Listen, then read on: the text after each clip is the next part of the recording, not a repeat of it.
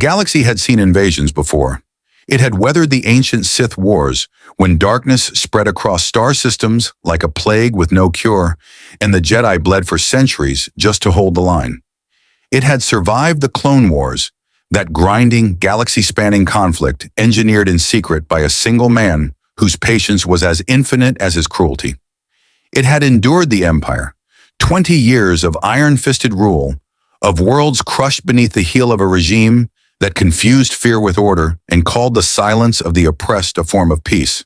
And now, in this fractured, exhausted age that called itself the era of the Resistance, the galaxy trembled once more beneath the shadow of the First Order. A new empire with old ambitions, risen from the ashes of the last one, like something that had never truly died, only waited. The stars had seen all of it. They burned on regardless, ancient and indifferent, their light traveling billions of years just to illuminate the suffering of civilizations that rose and fell like breath.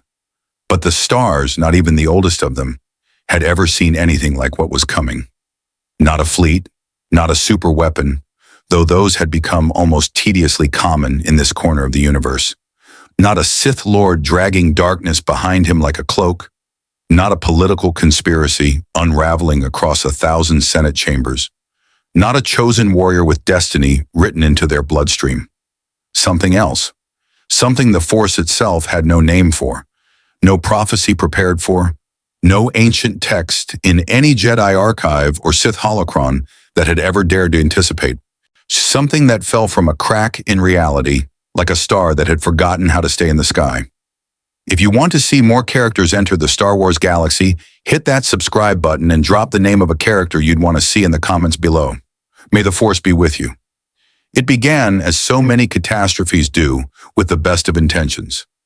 Kara Zor-El had been running on 4 hours of sleep, 2 cups of cold coffee, and the particular brand of stubborn optimism that had kept her functional through alien invasions, reality-bending crises, and more than one near-apocalypse on a planet she'd chosen as her home, long after the one she'd been born on had died. She was Supergirl. She was also in the quieter parts of her own mind that she rarely let anyone see. It's still the 15-year-old girl who had watched Krypton explode through the viewport of an escape pod, still carrying that loss the way a bone carries an old fracture, healed over, functional, but present in every cold morning and every moment of stillness. She didn't have many moments of stillness. She preferred it that way. The DEO had flagged the convoy 3 days earlier. 6 transports moving in loose formation above the industrial belt north of National City, registered to a shell company that dissolved itself the moment their analysts started pulling threads. The cargo manifest listed machine components, boring, untraceable, entirely legal machine components. It was the energy signature underneath the boring, untraceable manifest that had set off every alarm in the building. A low-frequency kryptonite radiation pulse, or an intermittent, like something was cycling through containment phases. Whatever was in those transports had been stolen from a DEO facility 8 days prior in a breach that had cost 2 agents their lives and left a hole in the classified inventory that nobody with the right clearance level wanted to talk about. Kara had volunteered for the intercept personally. John had given her the look, the one that meant he had reservations, but had learned over years of working with her that reservations rarely survived contact with her determination, and signed off on it anyway.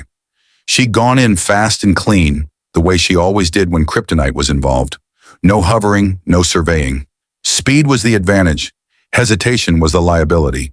She'd punched through the hull of the lead transport at Mach 4, the metal parting around her like paper. The rush of pressurized air inside the cargo hold hitting her face like a wall as she landed in a 3-point stance between stacked crates and a very startled crew of 3 who immediately reached for weapons they had absolutely no business reaching for. She disarmed them in under 2 seconds, gently by her standards. Nobody lost any fingers. The container was in the back. She'd smelled it before she saw it. That faint, almost chemical wrongness that her Kryptonian biology registered before her conscious mind caught up. A subtle signal in her cells that translated loosely to danger, slow down, reconsider. She hadn't slowed down. She'd moved toward it instead, because that was what she did. She moved toward the thing that could hurt her, because if she didn't, someone else would get hurt instead, Just in that calculus had been running in the background of every decision she'd made since she was old enough to understand what she was capable of. The container was roughly the size of a large suitcase. Military-grade containment housing, DEO stamped, the seal partially compromised, probably from the breach, probably from being thrown around in transit by people who had no idea what careful handling meant for something like this. Through the cracked seal, that green glow pulsed with slow, rhythmic malevolence. Kara had reached for it with both hands, already feeling the radiation seeping through even at arm's length, her strength dialing back like someone turning down a dimmer switch. Still functional, still more than enough, but noticeably reduced in that way that always sent a cold thread of unease through her chest. She'd grabbed the container. She'd turned toward the hole she'd made in the hull, ready to fly straight up and out and into orbit where she could deal with this safely, away from populated airspace, away from people who could get caught in the crossfire of whatever this thing was actually designed to do. That was when the container's internal mechanism, the part that nobody in the DEO had apparently fully reverse-engineered before some ambitious idiot had decided to build it, activated. Later, if there had been a later in any version of this story that kept her on Earth, the scientists would have explained it in terms that required 3 advanced degrees to fully parse. The simplified version was this. The device wasn't a weapon against Kryptonian physiology, not directly. It was a resonance amplifier, something designed to take kryptonite radiation and use the unique bioelectric signature of Kryptonian cells as a tuning fork. At normal kryptonite exposure levels, the interaction was simply harmful. At amplified levels, with a Kryptonian physically holding the device and providing direct cellular contact, the interaction became something else entirely. Krypton had once been a world of impossible science. The civilization that had built it had understood things about the universe that humanity was still centuries away from theorizing, and buried in the molecular structure of every piece of kryptonite, every fragment of what had once been Kara's home world, was a kind of memory, a resonance, the echo of a planet that had understood dimensional physics the way Earth understood gravity. And the device didn't explode. It sang, a frequency that Kara felt in her teeth, behind her eyes, deep in the marrow of bones that had been built under a red sun and empowered by a yellow one. A sound that had no business existing in any human-constructed physics framework, vibrating at a wavelength that intersected with something fundamental about the structure of reality itself. The green glow spiked from a pulse to a sustained blaze, and the air around Kara's hands cracked. Not broke, not shattered, but cracked, the way safety glass behaves under catastrophic pressure, fracture lines spreading from the point of contact in every direction until the crack was everywhere at once. A spiderweb of broken reality spreading from floor to ceiling to hull to sky. The sound the universe made when it tore was not a bang. It was a frequency. A below hearing, below feeling, existing in some register that bypassed every conventional sense and landed directly in the part of the brain that handled existential dread. Every person within a quarter mile of those transports stopped what they were doing for exactly 1 second. Stopped mid-sentence, mid-step, mid-breath, without knowing why.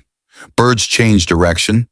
Dogs in the neighborhood below pressed themselves flat against the ground and refused to move for an hour afterward, and Kara Zor-El fell through the crack in the world. The transit had no duration she could measure. There was no light, no darkness, no sensation of movement, despite the fact that something in her vestibular system was screaming velocity at a level that made Mach 4 feel like a gentle stroll. The kryptonite radiation, however, no longer contained by the housing. The container had shattered in the initial dimensional breach, its fragments spinning away into the nothing alongside her, clung to her like a living thing. Not burning, something worse than burning. Burning she could push through. This was an interference, a static running through every system her biology depended on, disrupting the solar energy stored in her cells the way a strong electromagnetic pulse disrupts electronics.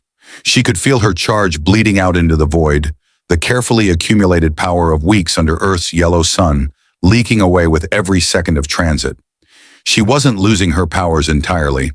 That much she could assess even through the disorientation. But she was losing the excess, the overflow, and the deep reserves that were the difference between moving at Mach 4 and moving at Mach 15, between lifting a building and lifting a continent, between taking a direct hit from a military-grade weapon and shrugging it off without a bruise. Whatever version of herself emerged from this transit, it would be a diminished one. Not powerless, not helpless, but stripped back to something closer to her baseline.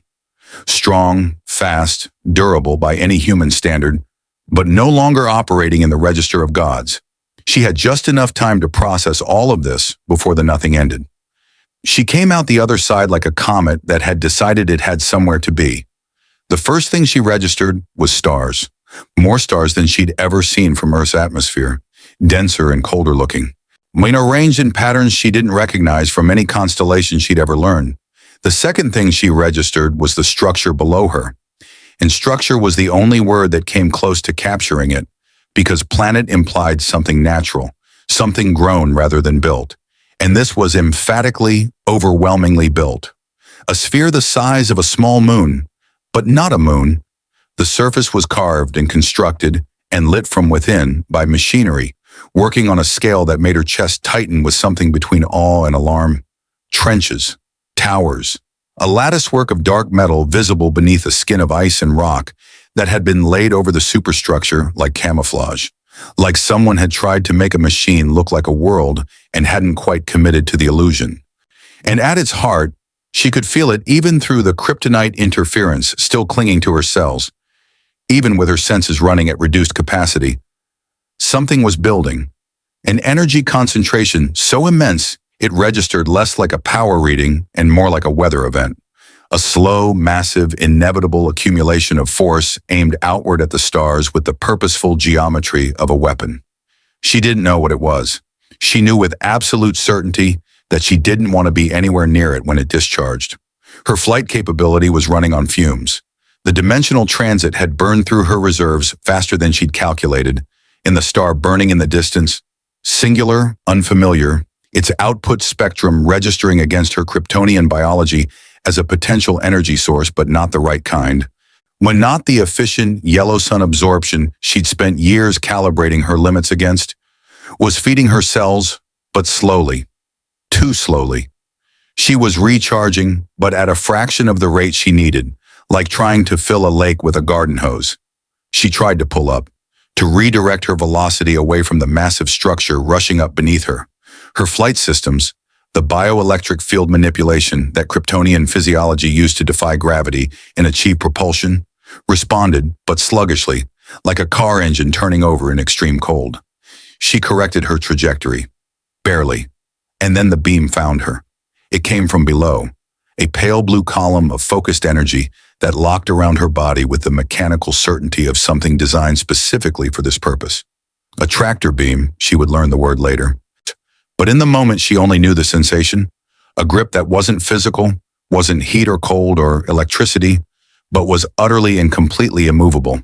It caught her mid-correction and began pulling her downward with slow, irresistible authority toward a bay carved into the structure's northern face, its entrance lit by floodlights that turned the surrounding ice a vivid, sterile white. From the bay, ships were already launching. She saw them against the stars, angular, twin-fin, moving in tight formation with the precision of a military unit that had run this exact intercept procedure hundreds of times before. Black against the star field, built for speed and aggression in equal measure, their design language communicating threat with the efficiency of a predator's silhouette.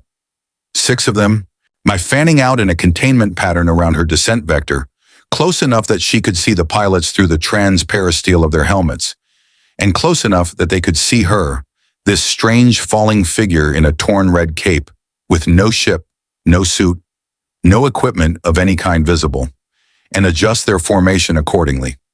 Kara let the tractor beam pull her down, not because she had no choice. Even at reduced capacity, she was confident she could have broken the beam's grip given a few seconds of concentrated effort, but because she needed information more than she needed a fight. She didn't know where she was. She didn't know what this structure was. She didn't know who these pilots were, or what flag they flew, or whether the weapon building in the heart of this constructed world was something she needed to stop right now, or something she had minutes to understand before it became a crisis. Information first, violence if necessary.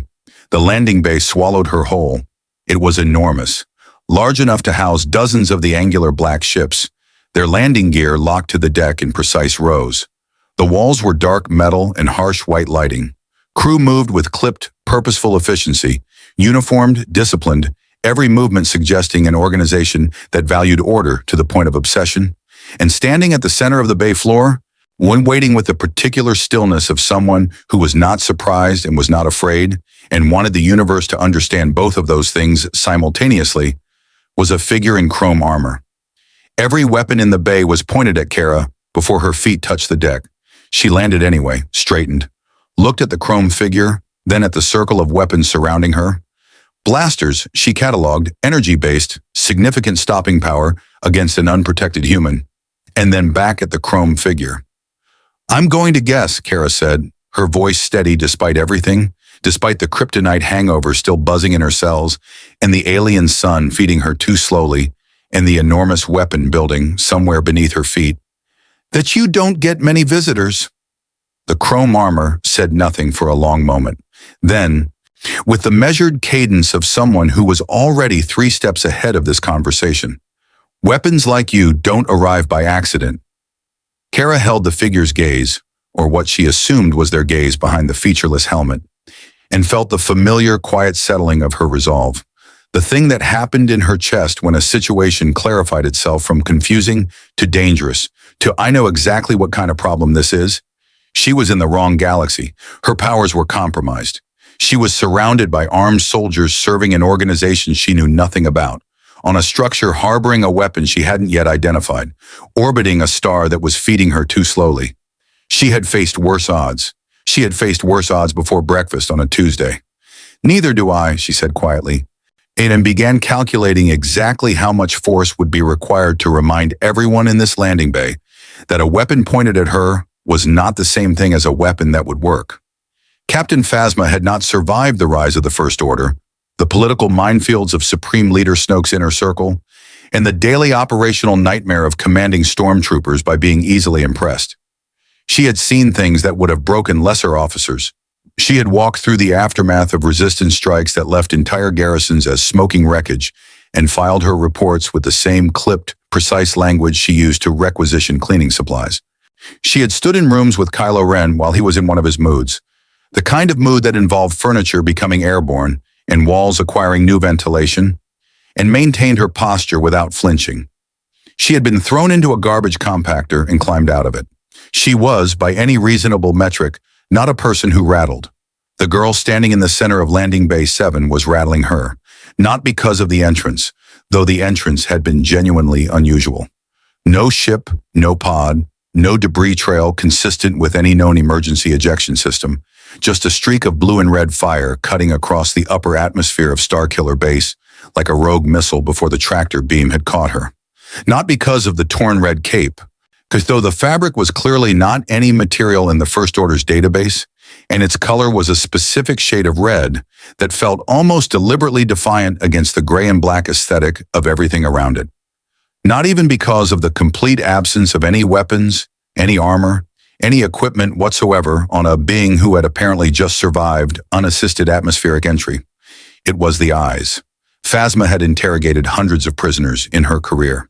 She knew the taxonomy of the afraid, the ones who hid it behind aggression, the ones who collapsed immediately, the ones who tried to bargain, the ones who dissociated. She knew what fear looked like in every species she'd encountered, and she had learned to read it through every kind of mask people put over it. This girl wasn't afraid. That wasn't the rattling part. Plenty of people weren't afraid when they first arrived in a First Order facility. That usually changed.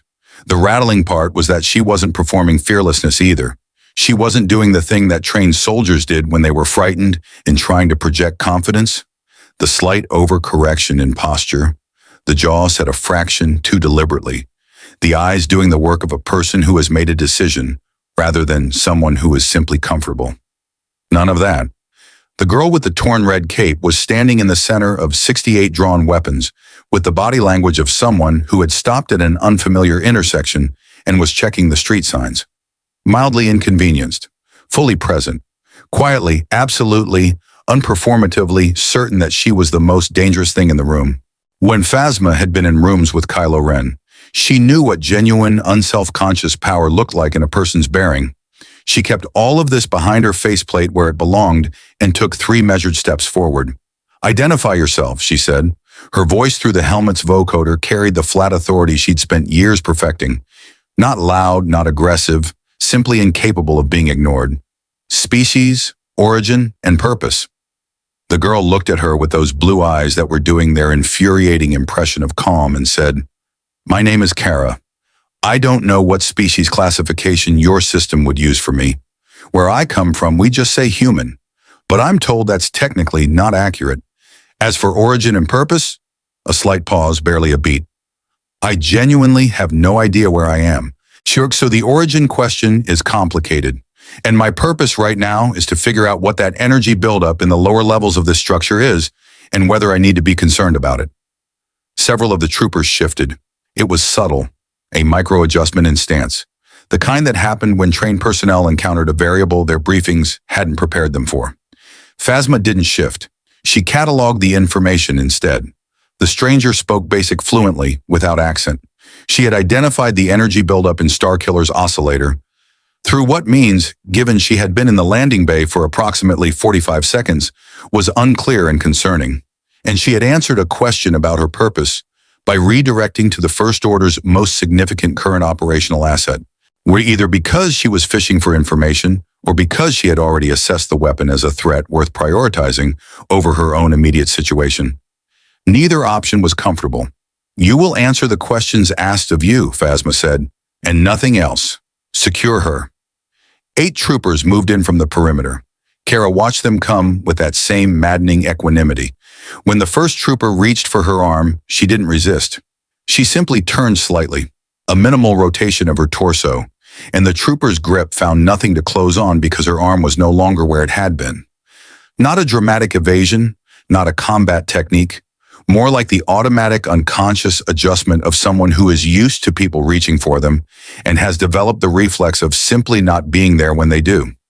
The trooper tried again. Yes, same result. A second trooper moved to assist. Kara watched the process with what might have been patience and might have been mild scientific interest. "I'll walk," she said. "You don't need to hold me. I'm not trying to escape. I told you. I need to understand where I am. Your facility is currently the only source of information available to me. Leaving would be counterproductive." Phasma looked at her for a long moment. Then, "Move." They put her in a containment cell in the security complex 3 levels below the landing bay, which told Kara several things before anyone said another word to her. The cell was clearly designed for someone they expected to try to break out. The walls were reinforced. She could tell by the density when she pressed her palm flat against the surface, a habit she'd developed years ago. And reading structures by touch the way a musician reads an instrument. Not durasteel alone, something layered underneath it, something that absorbed rather than deflected, designed to contain energy discharge. The door had 3 independent locking mechanisms, 2 of them electronic and 1 physical, with manual override positions that suggested someone had thought carefully about scenarios in which a prisoner might be able to disrupt power systems. The ceiling mounted 4 stun emitters at its corners, and while they were currently inactive, their positioning told her they were designed to fire simultaneously on a grid pattern that left no blind spots. Whoever built this cell had built it for something they were seriously concerned about. She sat down on the single bench along the wall and took stock of herself. The kryptonite interference was fading, slowly, more slowly than a normal exposure hangover, the dimensional transit having driven it deeper into her cellular structure than surface radiation usually reached, but fading. She estimated she was operating at somewhere between 40 and 50% of her standard capacity. Her strength was there, but capped at a level she privately categorized as merely extraordinary, rather than genuinely superhuman. Her speed was functional, but not the instantaneous, physics-rewriting velocity she relied on for her most difficult interventions. Her durability was still significant. She was confident the stun emitters in the ceiling would be deeply disappointed in their results if activated. But the invulnerability that usually made energy weapons a non-issue was patchy in a way that made her cautious rather than cavalier. Her vision capabilities were the most intact. X-ray, telescopic, heat vision, though she was being deliberately careful not to activate it in an enclosed space. She used the X-ray sparingly, keeping the field narrow and targeted to avoid the headache that came with extended use at reduced capacity, and mapped what she could of the structure around her. What she found was not reassuring. The weapon was everywhere. While not in the sense of being physically distributed throughout the structure, its primary mechanism appeared to be concentrated somewhere deep in the core, but in the sense that the entire base, every system, every power conduit, every structural element was subordinated to and in service of this single massive device. The energy she'd felt from orbit wasn't a subsystem or an auxiliary weapon. It was the entire purpose of this place. Everything else, the troops, the hangars, the administrative levels, the hundreds of thousands of beings moving through corridors that spread from the surface to the core like the circulatory system of a living creature, was infrastructure wrapped around a gun aimed at something she couldn't see from here, but could extrapolate from the vector. Stars. It was aimed at stars, at systems, at inhabited worlds. The cell door opened 43 minutes after they'd locked her in. Not Phasma this time. The man who entered was young. Younger than the chrome-armored captain by at least a decade, Kara estimated, though something about him made age feel like an irrelevant category. He was dressed in black. Not the functional black of a uniform, but something more deliberate. A choice, a statement, an aesthetic that matched the controlled intensity of his presence in a way that made her think of people she'd encountered who had built their entire identity around a single defining wound. Tall, dark eyes that were doing the opposite of her calm. They were very busy, moving over her with rapid assessment that she recognized as intelligence working at speed. A face that might have been called handsome in a softer context but was currently arranged in an expression of concentrated attention that made handsome irrelevant. And something else, something she noticed the moment he stepped through the door, and it had nothing to do with sight or sound. She felt him. Not with any of her Kryptonian senses, not with the radiation detection or the bioelectric field sensitivity or any of the catalog capabilities she'd spent years learning to understand and calibrate.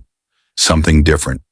Something that felt almost like the dimensional transit had left a residue in her cells. A sensitivity, a new channel of perception she didn't have a name for yet. She felt him the way she sometimes felt the charge before lightning struck, when the pressure change warning that arrived just before the atmosphere cracked open. A presence, a weight. Not physical, something underneath physical. He felt it too. She could tell by the fractional pause in his step when he crossed the threshold. Barely a hesitation, quickly controlled, but there. She filed that away. "You identified our weapon systems," he said. No introduction, no rank or name offered. "From the landing bay. 45 seconds after arrival, you referenced the oscillator's energy buildup." "How?" "I could feel it," Kara said honestly. "I don't know your technical term for it. I could feel the energy concentrating. It's very large." "What are you?" "I already told your officer. My name is Kara. I'm not from this galaxy. I arrived through an accident involving radiation from the remains of my home planet. I don't have a ship. I don't have a team. I'm not here on behalf of anyone or any organization." She met his eyes steadily. "I'm trying to figure out where I am and whether there's a way back." He studied her with those busy dark eyes, and she had the distinct, unusual sensation of being read at a depth that most people never attempted. Not just the surface presentation, not just the torn cape and the calm posture and the careful, honest answers, but something underneath, like he was reaching past the performance of what she was showing him and trying to touch what was beneath it. She'd been interrogated by experienced professionals before. This wasn't that. This was something else. Something more direct and less comfortable. "You're not afraid," he said. "No, you should be." "Probably," she agreed. "I usually should be. I've found it's not a particularly useful state." Something moved behind his eyes, not warmth. Nothing as simple as warmth. More like the flicker of recognition that happened when someone encountered an unexpected variable that required genuine recalculation. "You felt the dark energy in this base," he said, and his voice had shifted slightly. Less interrogation, more, she searched for the word, more genuine. "Not the weapon, something else. When I walked in here, you felt something." It wasn't a question. She considered lying and decided against it. Not out of naivety, but out of a pragmatic assessment that lying to someone who had just demonstrated the ability to perceive her internal state was a losing strategy. Yes, she said. I don't know what it was. I've never felt anything like it before. A presence. Heavy. You're like weather. He was quiet for a long moment. When he spoke again, something in his posture had changed infinitesimally. A recalibration she wouldn't have caught if she hadn't been watching him with Kryptonian precision. The Force, he said. You felt the Force. She stored the word. Is that what it's called? It binds everything in this galaxy. Every living thing. Every rock. Every star. A pause. You're not from this galaxy. You shouldn't be able to feel it. I fell through a dimensional rift powered by the remains of my destroyed homeworld, Kara said.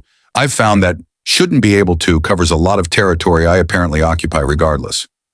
Another long silence. The young man in black looked at her with an expression she was beginning to categorize. Not comfortable with it yet, but beginning to identify its shape.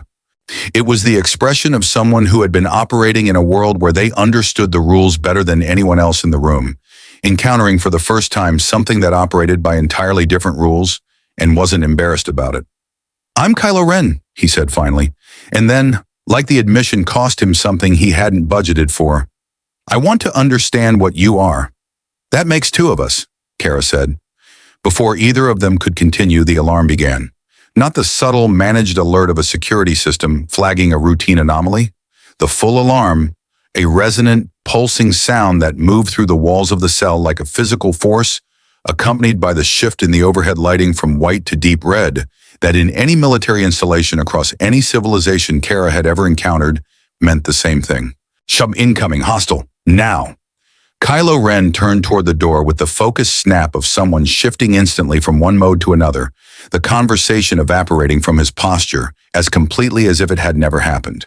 He paused at the threshold without turning back. Don't try to leave this cell, he said. The authority in it was genuine and total, and Kara gave it the respect of actually considering it for a full second before reaching her own conclusions. She pressed her palm flat against the reinforced wall again, felt the structure around her, the alarm, the energy shift, the distant muffled percussion of weapons fire beginning somewhere above her. The resistance, she would later learn the word for them. Could the ones who flew the ships that were currently screaming through Starkiller Base's outer defenses, with the particular recklessness of people who had calculated their odds and decided to fly anyway. She looked at the three locked mechanisms on her cell door. Then she looked at her hands, still at reduced capacity, the kryptonite hangover still working its way out of her cells, the unfamiliar star outside feeding her too slowly. Still, 40 to 50% of Kara Zor-El was a significant quantity. She stood up. The alarm didn't stop.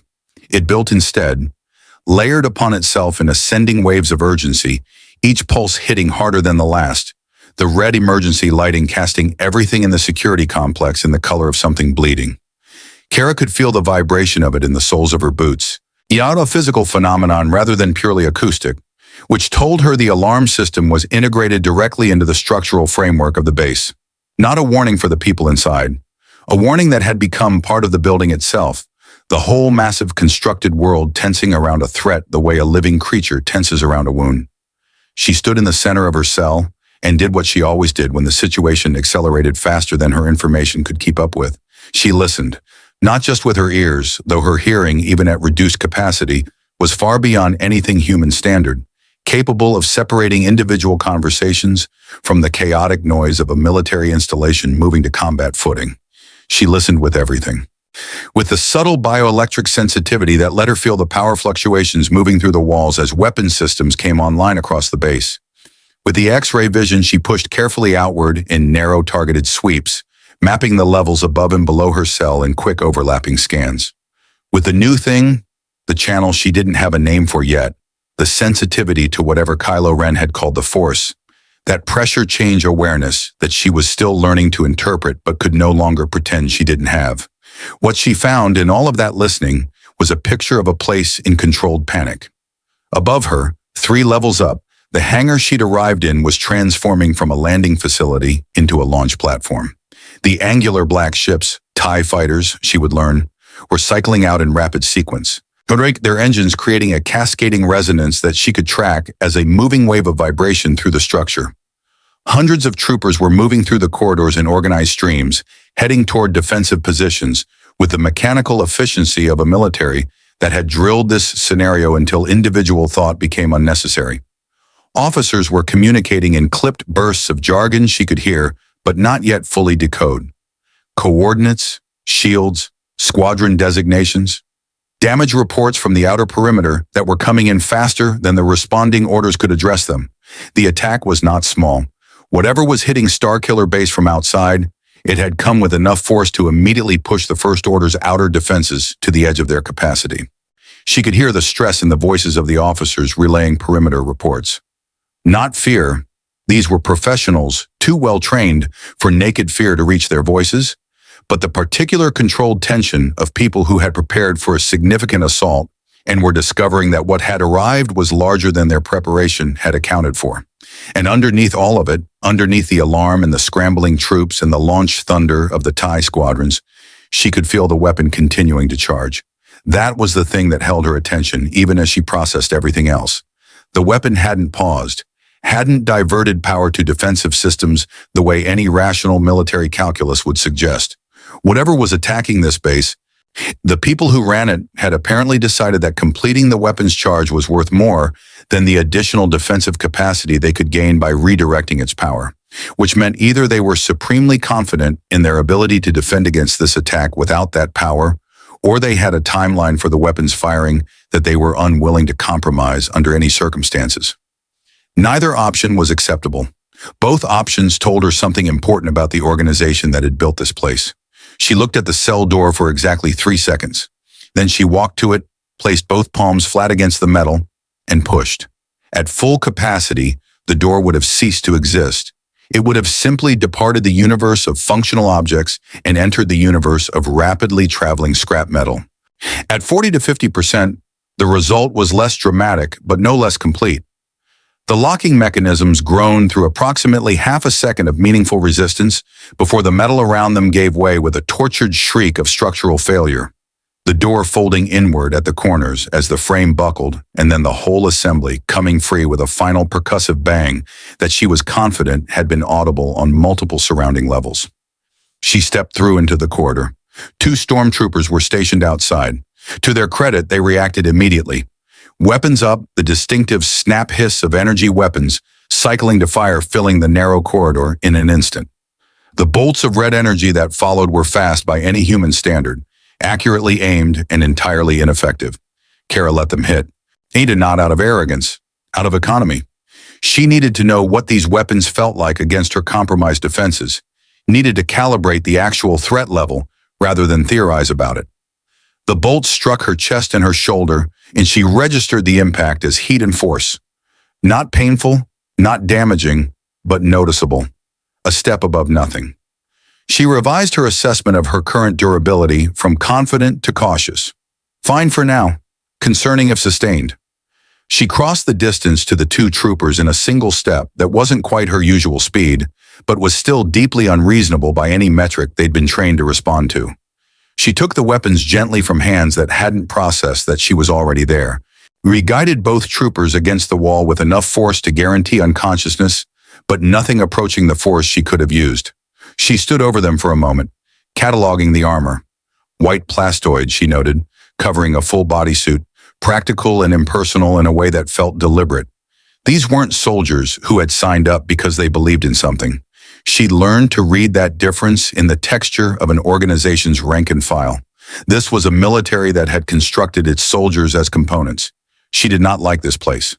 She moved. Navigating Starkiller Base while it was actively under assault was an exercise in controlled chaos that Kara would later reflect had been genuinely useful preparation for understanding the First Order as an organization. The base was vast, far larger than any facility she'd ever moved through, its corridors running in patterns that reflected its dual nature as both a military installation and a superweapon, functionality and lethality woven together until the distinction between them became meaningless. Everything served the weapon. The power conduits running through the walls fed the oscillator. The structural layout funneled personnel toward defensive positions that also protected the weapon's primary systems. Even the hangar placement, she realized as she moved upward through the levels, was optimized not for operational convenience, but for protecting the firing mechanism from above. She encountered 8 more troopers on her way up. None of them successfully stopped her. Several of them tried admirably. The sounds of the external battle were getting louder as she climbed. The deep, resonant percussion of something much larger than fighter-scale weapons hitting the base's shields in sustained bursts. The counterpoint of Starkiller's own defensive batteries responding with the particular base frequency of weapons that had been built at a scale beyond anything she'd encountered in her own experience. She pushed her X-ray vision outward as she climbed, trying to get a picture of the attacking force, and caught fragmented glimpses through the base's outer hull. Ships, smaller than the massive structure of the base but fast and organized, attacking in coordinated runs against specific points on the surface with a targeting precision that suggested they knew exactly what they were aiming for. Not random, not a general assault, surgical. They were looking for something specific. She filed that away and kept moving. She found the command level by following the density of officers. Military installations across every civilization she'd encountered shared a common characteristic. The people with the most information congregated at the center of it, and the quality of their uniforms improved in direct correlation with their proximity to command authority. She had followed a stream of increasingly well-dressed officials through 2 security doors that she had opened with her hands rather than any access code, and emerged into a space that confirmed her navigation. The command center of Starkiller Base was enormous and full of people doing too many things simultaneously, which was exactly what a command center looked like during a genuine emergency rather than a drill. So screens covered every surface, displaying tactical feeds, shield status, weapon charge percentage, squadron positions, damage reports from the outer perimeter. Officers moved between stations with controlled urgency, and at the center of it, visible through the organized chaos of personnel and screens, was a man whose stillness amid the movement told Kara everything she needed to know about where the power in this room was located. He was tall, angular, with a face that looked like it had been assembled from components chosen for their ability to project authority rather than warmth. His uniform was precise to a degree that functioned as a personality statement rather than a dress code, and he was angry in the specific, controlled way of someone who considered anger a tool rather than an emotion, wielding it outward at the officers around him while experiencing something that looked much more like cold, calculated fury inward. He saw her approximately 4 seconds after she emerged from the corridor. His eyes moved from the tactical screen he'd been focused on to her face with the snap of someone whose threat detection instincts were calibrated at a high level. And for exactly 1 second, his composure cracked. Not broke, just cracked. The mask slipping enough to show the genuine shock beneath it before professionalism slammed back into place. "How?" he said, his voice cutting across the ambient noise of the command center with a precision that silenced the nearest officers immediately. "Did you get out of a maximum security containment cell?" "Your doors need better locks," Kara said, looking past him at the tactical screens. "What are those ships? The ones attacking from the southwest approach?" "Arrest her," he said to the room, still looking at her. Several officers reached for weapons. Kara looked at them with the particular expression she used when she needed people to make a decision about whether they actually wanted to pursue the course of action they just committed to. It was not a threatening look. It was, if anything, a patient one. It was the expression of someone who was waiting for the people around her to finish calculating and arrive at the correct answer. The officers exchanged glances. When the man in the precise uniform observed this with a fury that had moved beyond the controlled variety and was approaching something more personal. "I'm not your enemy," Kara said, returning her attention to him. "I arrived here by accident. I don't know your politics. I don't know your war. What I do know is that you have a weapon in the core of this structure that is currently charging to fire, and whatever it's aimed at, if it fires while that attack on your perimeter is ongoing, the defensive disruption is going to cause a cascade failure in your oscillator containment. I felt it from my cell. The resonance pattern is unstable." She paused. "I don't know if that's accurate. I don't know your technology, but it felt unstable." The precise man stared at her. O'Kara had delivered this kind of information to hostile parties before. The experience of telling someone who considered you a threat something they needed to hear and watching them decide whether their pride or their survival instincts were going to win the argument. It was one of the more exhausting parts of her work. "Who are you?" he said. Not the same question as before. The same words, different meaning. Before it had been a demand for credentials. Now it was something closer to genuine uncertainty. Kara, I told your captain, I'm not from this galaxy. I don't have a side in whatever this is. She gestured at the screens. But you have a containment problem, and you have an active attack, and those two things are going to interact badly if you don't address the resonance issue in the next. She cocked her head, listening to the deep subsonic frequency of the weapon's charge cycle through the floor. 20 minutes. General Hux, said a voice from behind her. She turned. Kylo Ren stood at the entrance to the command center, and he was looking at her with an expression she was beginning to learn. The one that meant he was processing something that refused to fit into the existing architecture of his understanding. He was dressed differently now. The black outer layer had been replaced by something more armored, a mask hanging from his hand rather than covering his face, and she registered the change as tactical preparation. He had been preparing for combat before the alarm had apparently redirected him here. She's not a threat, he said to Hux, a pause. Not the way you're managing her. Hux turned to him with an expression that conveyed several layers of institutional grievance in a single look. She broke out of maximum containment, she's on the command deck, and you're telling me she's not a threat. I'm telling you that treating her as a standard threat is going to produce non-standard results. Kylo Ren's eyes moved from Hux to Kara with that assessing intensity. She felt the oscillator's instability from 3 levels below. She told you about it before you knew she'd escaped. A beat. When did she have time to gather that intelligence? And why would she share it if she was hostile? The alarm shifted pitch, a new layer added to the existing pulse. Higher, more urgent, on a different frequency that moved through the room and caused 3 separate officers to turn simultaneously toward the oscillator status screens with a synchronized alarm of people who had just seen a number they hadn't expected. Kara looked at the screens. She couldn't read the script, didn't know the notation system, but she could read numbers in the way that numbers represented reality rather than language, could read the direction of change in the faces of the people watching them. That's the cascade beginning, she said quietly. You have less than 20 minutes now. General Hux looked at the screens, looked at her, looked at Kylo Ren, and performed with visible effort.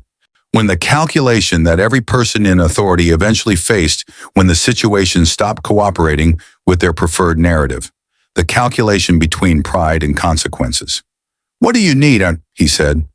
The words seemed to cause him moderate physical pain. Kara turned to the largest tactical screen in the room. Show me the oscillator's containment architecture, and tell me what those ships outside are looking for, because they're not attacking randomly. They know something about this base that you haven't accounted for, and the 2 problems are connected. Kylo Ren moved to stand beside her, looking at the screen. He said nothing, but she felt that presence beside her, that force weight, heavy and complicated, and deeply, genuinely curious, and she understood without either of them saying so that the conversation they'd started in her cell was nowhere near finished. Around them, Starkiller Base burned at its edges while its heart kept charging, and in the command center of the most powerful weapon the galaxy had ever constructed, Kara Zor-El began to understand exactly what kind of trouble she'd fallen into. The scale of it was almost impressive. She'd faced world-ending threats before. She'd stood against beings who had the power to unmake civilizations, who had treated entire planets as obstacles rather than homes. She knew what the architecture of catastrophe looked like when you were standing inside it. She knew the particular gravity of a situation where the wrong decision didn't just cost lives but cost everything. Every life, every future. The whole cascading possibility of what a civilization could become given enough time and enough peace to grow into itself. This was that kind of situation. The weapon in the core of this base wasn't aimed at a city, wasn't aimed at a military installation or a strategic target in the conventional sense.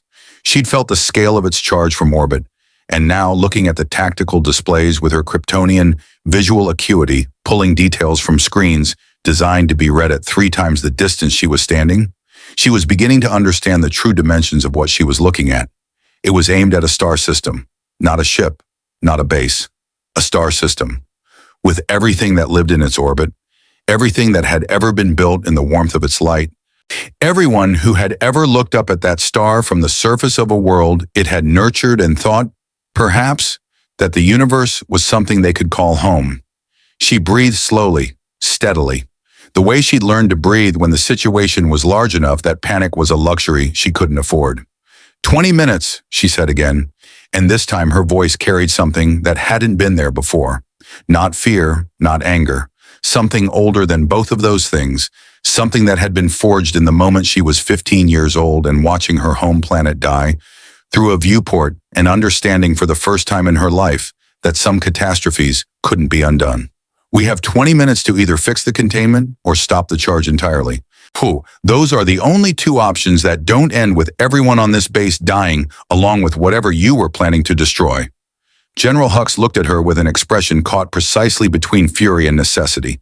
Kylo Ren beside her said nothing, but his hands, she noticed, had moved, slowly, unconsciously, the way hands move when the body is responding to something the mind hasn't fully processed yet, until it was 3 inches from her arm, not touching, almost touching. As if the Force, working through the only available instrument, was trying to close a distance it recognized even if the person attached to the hand didn't yet.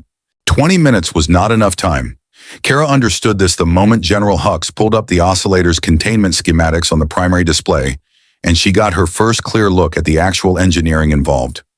She had dealt with complex systems before, had worked alongside scientists and engineers who operated at the bleeding edge of what human technology could accomplish, had absorbed enough technical knowledge over years of working with the DEO to hold her own in conversations that would have been incomprehensible to most people.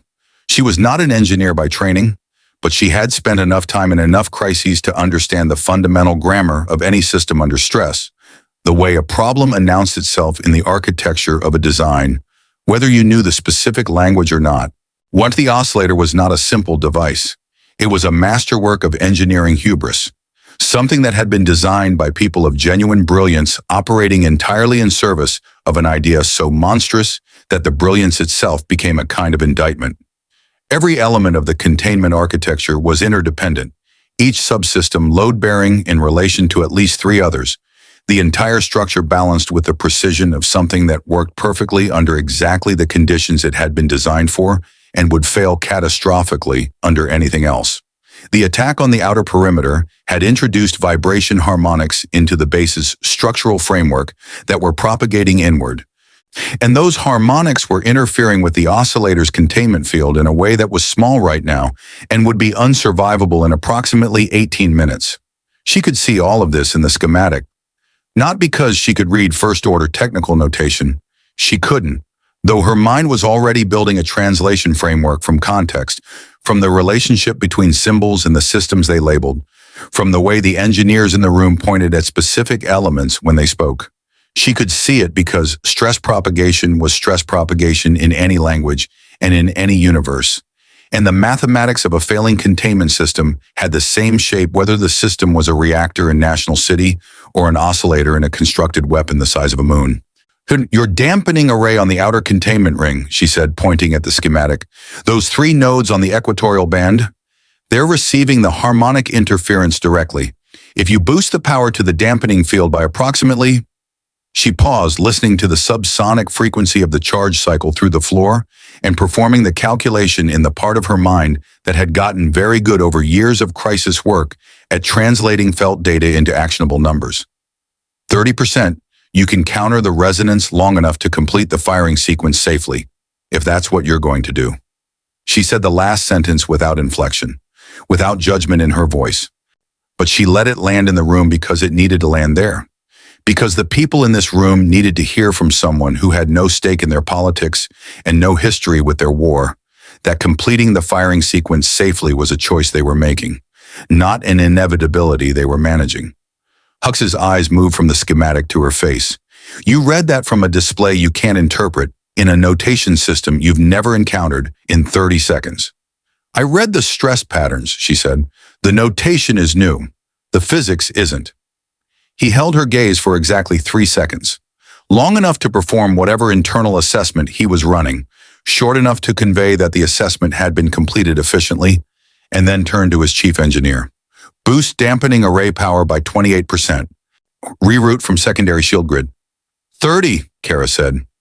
Hux turned back to her, with an expression that had moved past fury and landed somewhere in the colder territory of professional respect given under extreme duress, which she recognized as the version of cooperation she was going to get from him, and decided it was sufficient. 30%, he said to the engineer. The adjustment bought them time, not solved the problem, bought time, which was a different and more complicated thing, because bought time came with a cost, and the cost in this case was that the power rerouted from the secondary shield grid left a gap in Starkiller's defensive coverage on the northwestern approach that the attacking ships were going to find within minutes. Kara knew this before Hux did. She had been tracking the attack patterns on the tactical screens since she'd arrived in the command center, building a picture of the assaulting force's strategic logic the same way she built pictures of any adversary, by watching not just what they did but the shape of what they were trying to do, the intention behind the movement rather than just the movement itself. These pilots were good, not perfect. They were taking losses. She could see the gaps appearing in the attack formations as first-order defensive fire found targets. And each loss meant a real person, a real life. And she was aware of that weight even as she processed them as tactical data. But good, smart, operating with information about this base that went beyond what external reconnaissance could have provided. They had inside information. Someone had told them about the oscillator, had told them specifically enough that they could design an attack aimed at triggering exactly the kind of cascading resonance failure she had just helped stabilize. She filed that away and kept watching. They're going to find the gap in your northwest shield coverage in approximately 4 minutes, she said to Hux. When they do, they'll redirect their primary attack force to that vector. You'll want to pre-position your fighter screen there before they make the adjustment. Hux stared at her. You've been in this command center for 11 minutes. I pay attention. How do you know they have information about our systems? Because their attack pattern has been targeting your oscillator's stress points from the beginning. Not randomly, not by chance. If someone told them what to hit and they've been hitting it systematically. The fact that I managed to stabilize the containment is going to force them to adapt, but their objective hasn't changed. They want the oscillator to fail. She paused. Which means they know what the oscillator does. Which means they know what you were planning to use it for. The command center was quiet for a moment in a way that had nothing to do with the ambient noise level and everything to do with the specific silence that fell when something true was said in a room full of people who had preferred not to examine it. Pre-position Squadron 7 to the northwest approach, Hux said to his tactical officer. His voice had lost the performance of authority and become the real thing. Not louder, but more precise. In the kind of precision that emerged when a person stopped managing their image and started managing a situation. Kara looked at the oscillator charge percentage on the screen. 73%, climbing steadily despite everything. She did the math. Your weapon is going to be ready to fire in approximately 40 minutes at the current charge rate, she said, keeping her voice neutral. What is it going to fire at? Silence again. A different quality of silence this time. That, said Hux, is not your concern. It is if it's a populated system. Everything is a populated system. To someone. She looked at him. He looked back at her with the flat, cold certainty of a man who had long ago made his peace with the scale of what he was doing, or had convinced himself he had. Which she had learned was not the same thing but could be functionally indistinguishable from the outside until the moment it wasn't. Then it is my concern, she said quietly. Kylo Ren had not spoken since the command center exchange. He had been present, stationed at the edge of the tactical area, with that particular stillness she was learning to associate with him, the stillness of someone who was doing more work internally than they were showing externally. But he had been watching rather than participating, which she suspected was unusual for him in a space like this. She could feel the force weight of him across the room in the way she'd learned to feel it. Not intruding, not reaching, just present, like a gravity well that had decided to be polite about it. He approached her now, moving through the organized chaos of the command center with the ease of someone who had learned to treat crowds as a thing that happened around them rather than to them. He stopped beside her at the tactical screen, and for a moment they both looked at the same data, the attack patterns outside, the oscillator charge, the shield gap she'd identified, the 12 separate problems that were all trying to become one large catastrophic problem simultaneously. You're not going to let them fire it, he said, not a question. No, she agreed. even though you have no stake in this galaxy's politics. I have a stake in inhabited star systems. She glanced at him. Don't you? Something moved behind his eyes. That flicker of genuine response she'd caught before. Wasn't the one that came from somewhere underneath the constructed persona of whoever Kylo Ren was performing for the universe. It was brief. He controlled it quickly. But she'd seen it. The resistance ships outside, she said. The ones attacking? Are they the good people in this war? He was quiet for a moment. They think they are. What do you think? I think good and evil are categories that people invent to avoid examining what they actually want and why they want it. She considered this. That's either very sophisticated or very convenient, depending on which direction you're using it. The flicker again. Stronger this time, and this time it resolved into something she could name. Not warmth, not humor exactly, but the response of an intelligent person encountering an argument they hadn't preloaded a counter to. She filed it away alongside everything else she was building about Kylo Ren, this complicated young man with a war in his eyes and the Force moving through him like weather through a landscape it had shaped over centuries. The resistance is led by General Leia Organa, he said. The name landed in his voice with a weight she didn't yet have the context to fully interpret. She's, a pause that lasted exactly long enough to be meaningful, committed to stopping the First Order. Is she right to be? He didn't answer. She took that as an answer. I need to get out of this base, she said. Not to run. I need an external position to assess the full scope of what that weapon is aimed at and whether there are people in the target system who need warning. She looked at him directly. Will you help me with that? Or do I need to go through more of your doors? Kylo Ren looked at her for a long moment. She felt the force weight shifting, not the controlled, maintained presence she'd gotten used to, but something more active, like he was reaching towards something and then pulling back, a repeated motion of approach and withdrawal that she associated in her experience with people trying to make a decision they hadn't been able to make until someone else named it for them. There's a hangar on the southern face, and he said, Level 14, lightly staffed during a full alert. Personnel have been redirected to primary defense positions. He said it to the tactical screen rather than to her. The patrol rotation has a 4-minute gap beginning in approximately 7 minutes. She looked at him. He continued looking at the screen. Warren, thank you, she said. I didn't tell you anything, he said. She moved through Starkiller Base with the focused efficiency of someone who had learned in the earliest days of her career that the best way to move through a hostile environment was to move like you belonged there until the moment you needed to move like you didn't. She had 7 minutes in a 4-minute window in a base full of soldiers on combat alert, and she managed all of it with the combination of Kryptonian speed and careful restraint that she'd developed over years of working in environments where the full expression of what she was capable of would cause more problems than it solved. The southern hangar was exactly where Kylo Ren had not told her it would be. It was smaller than the primary landing bay. 6 ships berthed in 2 rows. It's a skeleton crew of 3 technicians running pre-flight checks on what appeared to be a different class of vessel from the angular TIE fighters she'd seen scrambling from the upper hangars. These were larger, more heavily armed. Designed for atmosphere as much as space, she assessed from the wing configuration and engine placement. One of them, at the far end of the hangar, was fully fueled and powered down with the particular dormant readiness of a vehicle maintained at constant deployment readiness. She could fly anything.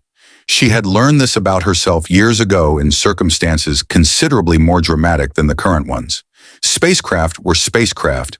The specific controls varied. The notation on the panels was unfamiliar. But the fundamental physics of flight didn't change across galaxies any more than the fundamental physics of structural stress did. And she could read a propulsion system the way she read a schematic, building the translation framework from the relationship between components until the logic of the whole resolved itself. She'd been studying the TIE fighter's flight characteristics from the tactical screens for the past 20 minutes. She crossed the hangar at a pace that kept her below the threshold of what the 3 technicians' peripheral vision would register as unusual movement, fast enough to cover the distance quickly, slow enough not to trigger the startled response. She reached the powered-down ship at the far end. Hanian spent 45 seconds performing a speed read of the cockpit controls that she committed to memory in the specific way her Kryptonian mind stored information she might need to access under pressure, and powered the ship up on the sequence she'd identified as most likely to produce a quiet startup rather than a full alert ignition. The engine caught on the second attempt. The three technicians turned around. Kara looked at them through the transparent steel of the cockpit with an expression that she intended to convey apology, professional respect, and the information that pursuing this particular situation would not be productive for any of them personally. She wasn't sure how much of that translated across a cockpit window to people she'd never met in a galaxy she'd arrived in approximately 3 hours ago. Apparently enough. The hangar doors were opening on the automated sequence she triggered with the startup. Cold space and starlight poured through the widening gap, and beyond it, the battle was still raging. She could see the flash of weapons fire against the darkness. The trails of ships moving at speeds that would have been impressive anywhere she'd ever been before today. She pushed the throttle forward with hands that were steadier than they had any right to be. The ship leapt through the hangar doors and into the starfield, and Kara Zor-El got her first clear look at the war she'd fallen into. It was enormous. Not in the physical sense, though the physical scale was significant. Dozens of ships engaged across a combat envelope that stretched across hundreds of kilometers of space around the massive constructed base. Enormous in the way that mattered more. Enormous in the human sense. In the sense that every ship she could see had people inside it, people who had gotten up this morning in whatever passed for morning in a life spent between the stars, people who had eaten something and thought about something and carried something private and irreplaceable inside them that the universe would lose if that ship became wreckage. She had always been able to feel the weight of that. It was the thing that had made her good at what she did and hard to live with, and occasionally in the quiet moments she didn't share with anyone. Almost unbearable.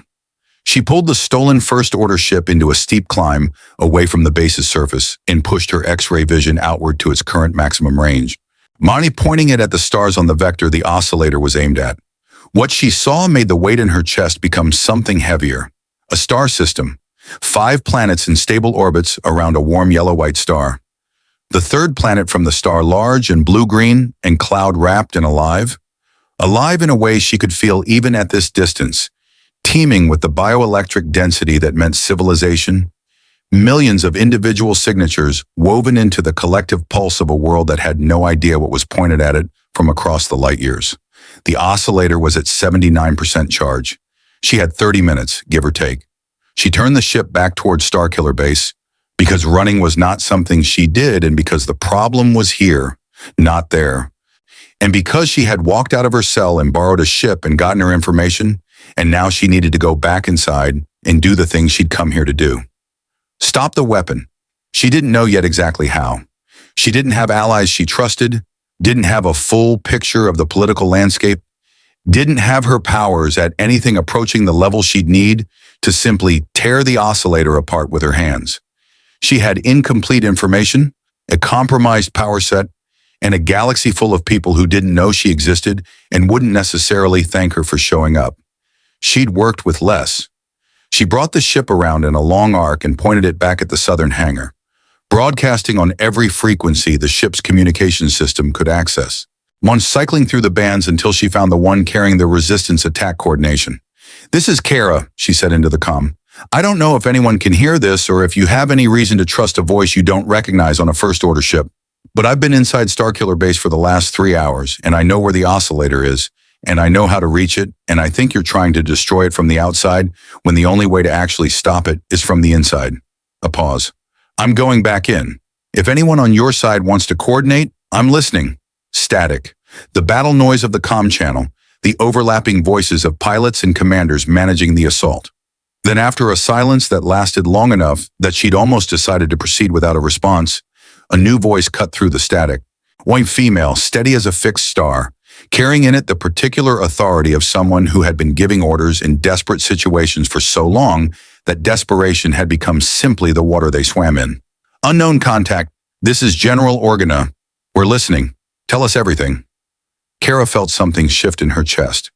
Not quite relief, not quite hope, but the specific feeling that arrived when the situation, which had been entirely hostile since the moment she'd fallen through the crack in the universe, offered her something she could actually work with. "General," she said, "we have about 28 minutes. I'll talk fast." General Leia Organa had spent more of her life in crisis than out of it. She had been 14 years old when she began carrying rebel intelligence in her memory and her nerve, moving through Imperial checkpoints with stolen data and a composure that most adults twice her age could not have manufactured under those circumstances. She had watched her home planet die, had felt it die, through the force she had never fully trained but had always possessed, a wound so profound that it had no bottom, something she carried not as a scar, but as a permanent absence, a place inside her where Alderaan still existed only in the echo of its destruction. She had led armies, negotiated impossible alliances, buried people she loved, and kept moving because stopping was not an option she had ever been able to afford. She knew, therefore, exactly what a credible source sounded like in the middle of a crisis. So she knew the specific quality of voice that belonged to someone who was telling the truth under pressure, as opposed to someone constructing a useful story. She had been lied to by experts, and she had learned to hear the difference in the rhythm of words, in the absence of the micro-hesitations that accompanied fabrication, in the way genuine knowledge organized itself differently from invented knowledge when someone was speaking quickly under stress.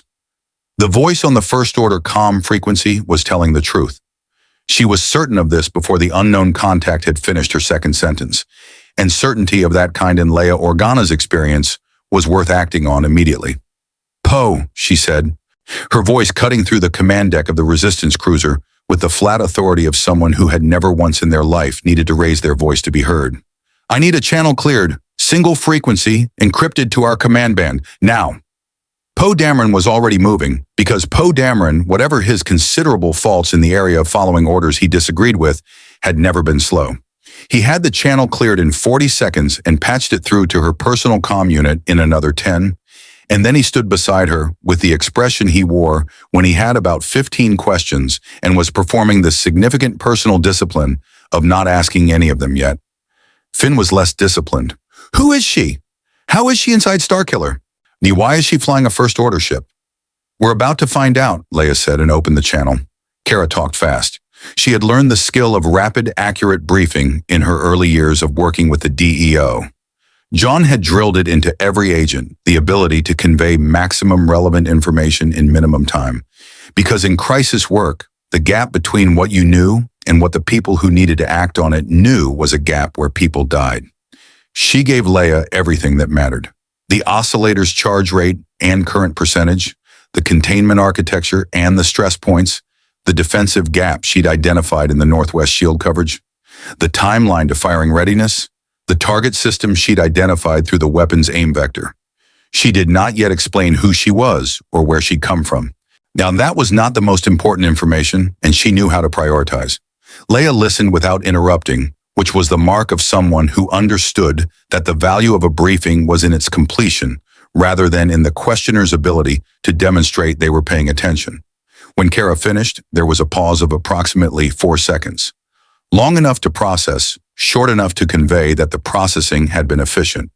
"The thermal oscillator," Leia said. "Our intelligence identified it as the critical vulnerability, but we haven't been able to reach it. Our attack runs have been hitting the outer infrastructure. We need someone on the ground inside the oscillator chamber itself." "I know where it is," Kara said. "I can reach it." "What are you?" The question was direct, without the hostility that had accompanied the same question from Hux, without the complicated intensity that had accompanied it from Kylo Ren. It was simply information gathering, practical, unsentimental, exactly what the situation required. "I'm from outside this galaxy," Kara said. "I arrived by accident. I have abilities that should be useful here. The details can wait." Another pause, shorter this time. "Can you destroy the oscillator from inside the chamber?" Kara thought about the schematics she'd studied in the command center. The oscillator was not a simple mechanism. It was a containment system for a planet-scale energy drain, when a focused collection apparatus that had been drawing power from the system's star for an extended period and was now holding that power in a lattice of containment fields that would release it in a single directed burst on firing. The containment fields were the vulnerability, not the physical structure, the fields, the energy lattice. At full capacity, she could have disrupted the lattice with a sustained burst of heat vision that would have taken approximately 30 seconds and required no more effort than she'd expend on a difficult afternoon. At her current 40 to 50%, it was a more complicated question. The solar energy she was absorbing from this system's star was feeding her cells, and it was doing so faster now that she was outside the base's shielding rather than inside it. She could feel the charge building in her cellular structure, slow but genuine, a warming that was working its way from the surface inward. She estimated she was approaching 55%, climbing. How long until firing? 26 minutes now. How long until she reached a capacity at which she could reliably disrupt the containment lattice? She ran the calculation against what she knew of her own cellular absorption rate under suboptimal stellar conditions and came up with a number that sat in an uncomfortable relationship with the firing timeline. "I can do it," she said, "but I need time. The longer I can stay in this system's star exposure before going back inside the base, the better my chances of completing it cleanly." "How much time do you need?" 10 minutes outside would significantly improve my odds.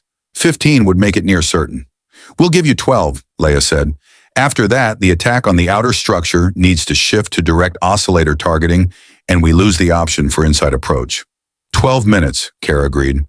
"There's one more thing," Leia said, and her voice shifted slightly. Not softer. Leia Organa's voice didn't really do soft, but something more complicated, as if she was choosing her next words from a set of options, and none of them were simple. "Kylo Ren is on that base. He is extremely dangerous. If you encounter him—" "I've already encountered him," Kara said. Silence on the channel. When Leia spoke again, there was something in her voice that Kara didn't have the full context to interpret, but recognized in the way she recognized important things. As something carrying weight that went far beyond the tactical situation. "Then you understand what he's capable of." "He told me where to find the hangar," Kara said carefully. "He didn't have to do that." The silence this time lasted longer. When it ended, Leia's voice was exactly what it had been before. Steady, precise, authoritative. But Kara felt in it the faintest resonance of something that lived underneath all of those things. Something that had a specific shape she would have recognized anywhere. Grief that had learned to walk upright and keep moving. 12 minutes, Leia said. "Then we need you inside." Kara flew, not tactically, not evasively. She pushed the stolen First Order ship to its maximum atmospheric ceiling, and then above it, breaking out of the thin upper atmosphere of Starkiller's constructed surface layer into the full, unmediated exposure of the star field, and she angled the ship's nose toward the system's star and flew toward it the way she had always flown toward yellow suns. Not with the calculated pragmatism of someone recharging a battery, but with the bone-deep relief of someone returning to something that mattered. The star here was not the same as Earth's sun. She had established that from the first moment of absorption. Its output spectrum was different. Not incompatible, not toxic, but different in the way that two different musical instruments playing the same note produced sounds that shared a frequency, but not a quality. Where her cells accepted the energy, processed it, used it, but at approximately 65 to 70% of the efficiency they achieved under a standard yellow G-type star, which meant that the charging rate was slower, and the ceiling of what she'd recover in 12 minutes was lower than she'd have liked. She flew toward it anyway, and felt the warmth building in her cells like the slow return of something she'd lost, and she used the 12 minutes for two purposes simultaneously.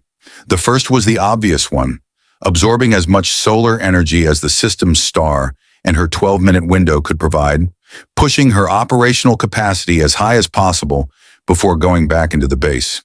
She estimated she'd reach somewhere between 60 and 65% by the time she needed to turn back. Better than 55. Not as good as she needed. She worked with what she had. The second purpose was thinking. She thought about Kylo Ren, about the 4-minute gap in the patrol rotation that he had not told her about the way he had positioned himself in the command center, present but not directing, watching her with an intensity that she was increasingly convinced was not purely about threat assessment. She thought about what Leia had not quite said on the comm channel, and about the weight in Leia's voice when she'd spoken the name, and about the specific quality of grief that was present in a person when the loss they were carrying was not a death, but something more complicated. Someone still alive, still reachable in theory, gone in every way that mattered in practice. She thought about people she had known who had been lost to darkness, who had made choices that took them somewhere she couldn't follow, who she had kept reaching for anyway, not because she was naive about what those choices meant, but because the alternative, deciding that someone was beyond reaching, was a decision she had never been able to make and live with. She thought about what it meant that she could feel the force, that one was new, that one was the thread she kept coming back to because it was the thread she understood least. The dimensional transit had done something to her cellular structure that went beyond the expected effects of kryptonite exposure. The kryptonite had interfered with her solar-charged abilities in ways she could measure and track.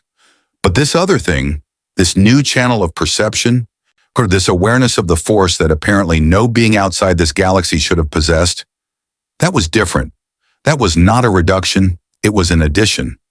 Something in the transit had opened a sensitivity in her that hadn't been there before. She didn't know what it meant yet. She didn't know if it would last, or if it was a temporary side effect of the kryptonite resonance that would fade as the last traces of the exposure cleared her system. She didn't know if it was useful or dangerous or both. She knew that Kylo Ren had felt it in her from the moment he'd walked into her cell, had been more interested in it than in any other aspect of her arrival. And she knew that whatever the force was, this energy that bound the galaxy, that moved through living things like a current through water.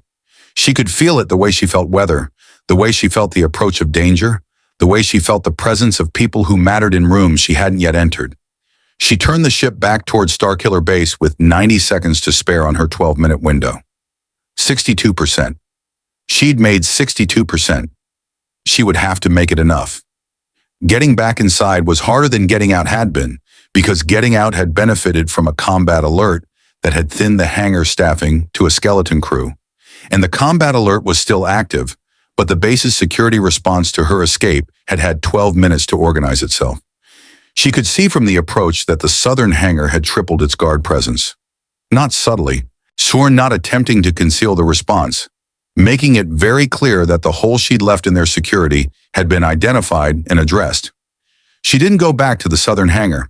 She went higher on the base's surface, pushing the stolen ship along the hull at an altitude of approximately 30 meters, low enough to stay inside the base's own sensor shadow, a navigation technique she'd adapted from dogfighting principles that applied equally whether the environment was urban airspace or the surface of a constructed weapon the size of a moon.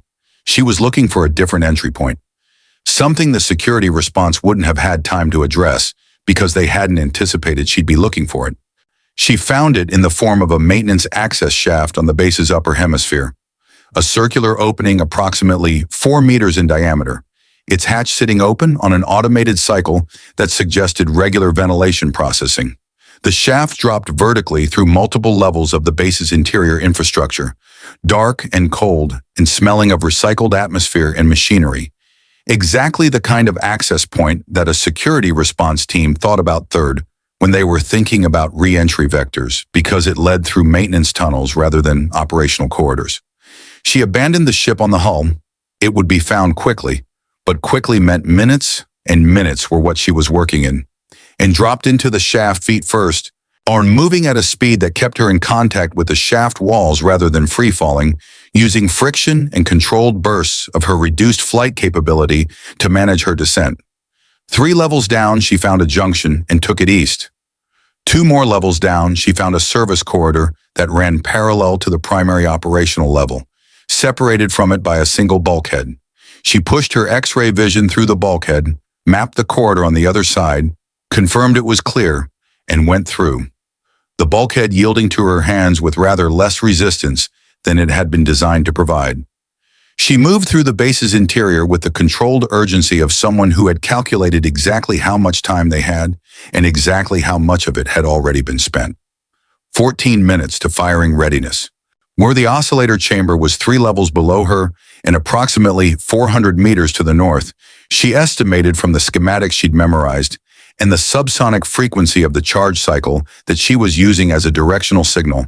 Following the sound, the weapon made toward its source the way you followed a heartbeat to find the creature it belonged to. She encountered a patrol.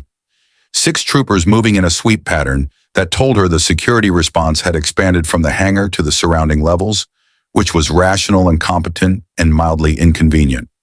She went over them rather than through them, using a service conduit above the corridor that she'd identified through X-ray and accessed by putting her hands through the ceiling and pulling herself up. Undignified, effective. Then she felt him. The force weight was unmistakable now that she'd calibrated herself to it. That specific gravity, that particular density of presence that was his and no one else's, coming from somewhere ahead of her and below, between her current position and the oscillator chamber. Moving toward her or toward the chamber or both, she couldn't tell direction precisely yet, only proximity and intensity. He was close. She dropped back into the corridor at a junction point and stood still for exactly 3 seconds, running the calculation. The same calculation she always ran when the situation produced a variable that was simultaneously a potential asset and a potential threat. Kylo Ren had helped her, deliberately or accidentally or through some complicated middle ground that she didn't yet have enough information to characterize. He had given her what she needed to escape and to contact the resistance. He had stood in the command center and made the argument to Hux that she wasn't a standard threat, which had bought her the credibility to help stabilize the oscillator and buy the time she needed. He had also, she reminded herself with the precision she applied to all threat assessments, trapped her in a cell, watched while Hux debated her fate, and was currently on board a weapon that was 12 minutes from firing on an inhabited star system. She kept moving and let the force weight of him grow closer, and when he stepped around the junction corner and they came face to face in the narrow corridor, she stopped and looked at him, and he stopped and looked at her, and neither of them said anything for the span of 3 full seconds. He wasn't wearing the mask, so she had seen his face in the command center but briefly, and then he'd been focused outward on the tactical situation. Now, in the narrow corridor, with the emergency lighting casting everything in that deep operational red, she saw it clearly. Younger than she'd expected.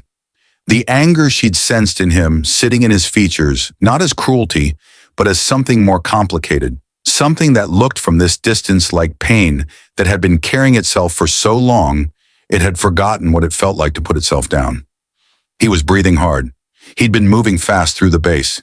He had not, she noted, brought any troopers with him. The oscillator chamber, she said. You're going there. You're going there, he said. Yes. He looked at her for a moment with those complicated dark eyes. I know what you're going to do when you get there. I assumed you did. And you're still going? Yes. He was quiet. The force weight of him shifted. She felt it the way she felt weather change, a pressure differential, a reorganization of something invisible but present. The conflict in it was real. She could feel it as clearly as she felt the charge cycle of the oscillator through the floor beneath them, as clearly as she felt the distant percussion of the resistance assault on the outer hull, as clearly as she felt her own heartbeat steady and certain in her chest. 12 minutes, she said. After that, it doesn't matter what either of us does. He looked at her. She looked back, and in the crimson light of a corridor inside a weapon aimed at a living world, she watched Kylo Ren make a decision that she didn't think he'd known he was going to make until the moment he made it. He stepped to the side of the corridor, not blocking her path, not following her, standing aside, a gesture with no ambiguity in any language or any galaxy, simple and complete and apparently costing him something significant in a way she chose not to examine too carefully because there wasn't time and because some things were better received without analysis. She moved past him, paused, didn't turn around. There's a resistance general on the comm frequency you'll find at 4.7 on your ship's standard band, she said. She asked about you. I think you know who she is. She didn't wait for a response. She moved forward into the red-lit corridor toward the sound the weapon made, toward the chamber that held the thing she'd come here to stop. Behind her, she felt the force weight of him, standing very still, and something else underneath the stillness, something she recognized because she had felt it in herself more times than she could count, in every moment when the path she was supposed to take and the path she could actually live with had finally, after everything, turned out to be the same road. Relief. The oscillator chamber was not what she had expected. She had built a picture of it in her mind from the schematics she'd studied in the command center. A technical space, functional and industrial, the kind of environment that prioritized mechanical efficiency over everything else. With all conduits and control surfaces and the aggressive utilitarianism of engineering designed to accomplish a specific task without any consideration for the experience of anyone who had to work inside it. She had expected something that looked like the inside of a weapon because that was what it was. What she found instead was something that looked like the inside of a star. The chamber was vast, far larger than the schematics had conveyed, the two-dimensional representations on the command center screens having failed entirely to capture the vertical scale of the space. It rose above her as she entered through the maintenance access point she'd identified from 2 levels up, rising through what she estimated was 40 meters of open space before the ceiling closed in at the top, in a dome of dark metal and pulsing conduit work. On the walls curved inward in a perfect sphere, and every surface of that sphere was covered in the containment lattice she'd identified from the schematics. Not a visual element, not a physical structure she could see directly, but a field, a presence, something she perceived through the new channel of force sensitivity she was still learning to trust rather than through any of her conventional senses. The energy inside the chamber was extraordinary. She had been near reactors before, had been inside facilities housing weapons capable of continental devastation, had stood in the presence of beings whose power output registered on her Kryptonian senses as something beyond conventional measurement. None of it had prepared her for this. The oscillator wasn't just containing energy. It was containing stolen starlight, the literal output of a living star, drained and concentrated and held in a lattice of fields that hummed at a frequency she felt in every cell of her body simultaneously. A chord made of physics rather than sound. The universe vibrating at a pitch that communicated in the part of her that was most fundamentally alive. This is wrong. This is unnatural. This should not exist. The chamber floor was a circular platform perhaps 30 meters in diameter, suspended above a drop that she didn't need X-ray vision to understand was very deep. Around the platform's edge, control stations sat unmanned. The combat alert had cleared the technical staff from the chamber itself, routing them to defensive positions, which was the only reason she'd been able to reach this space without fighting through another layer of personnel. In the center of the platform, rising from the floor to a height of approximately 8 meters, was the primary containment focus, a column of interlocked emitter arrays that formed the spine of the lattice, the point from which the containment field radiated outward to fill the sphere of the chamber. She landed on the platform from the maintenance access point above, with a controlled drop that absorbed her momentum through bent knees and splayed fingertips, a landing posture she'd developed years ago for exactly this kind of entry. Quiet, balanced, immediately operational. She straightened and looked at the containment focus column and began running the numbers. 62% capacity, only 11 minutes to firing readiness. A containment lattice of this scale and sophistication requiring a sustained disruption to its primary emitter array that she needed to calculate precisely. Too little force, and she'd cause instability without destruction, which was potentially worse than doing nothing. Too much force in the wrong vector, and she'd trigger a cascade release rather than a controlled shutdown, which would be catastrophic for everything within the base's structural envelope. She needed to be right the first time. She needed to be fast and right the first time. She stood before the containment focus column and extended her senses into it, the way she'd been taught to extend her vision into a structure she needed to understand. Not aggressively, not with the blunt instrument directness she could have used, but with the careful, receptive attention of someone listening rather than interrogating. She let the frequency of the thing wash over her without resisting it. Let the wrongness of it register fully in her cells without flinching away from the discomfort, and began to map the lattice from the inside out. The force sensitivity helped. She didn't fully understand how, didn't have the framework yet to explain what she was perceiving through that new channel versus what she was perceiving through her conventional Kryptonian senses. But the two streams of information were complementary in a way that she registered as clarity. A three-dimensional picture of the lattice building in her mind that was more complete than either sense alone would have provided. So the energy structure of the containment field visible to her in a way that felt almost like seeing a living thing rather than a machine. And like a living thing, it had vulnerabilities, not structural weaknesses, not points where the engineering had been sloppy or the design had cut corners.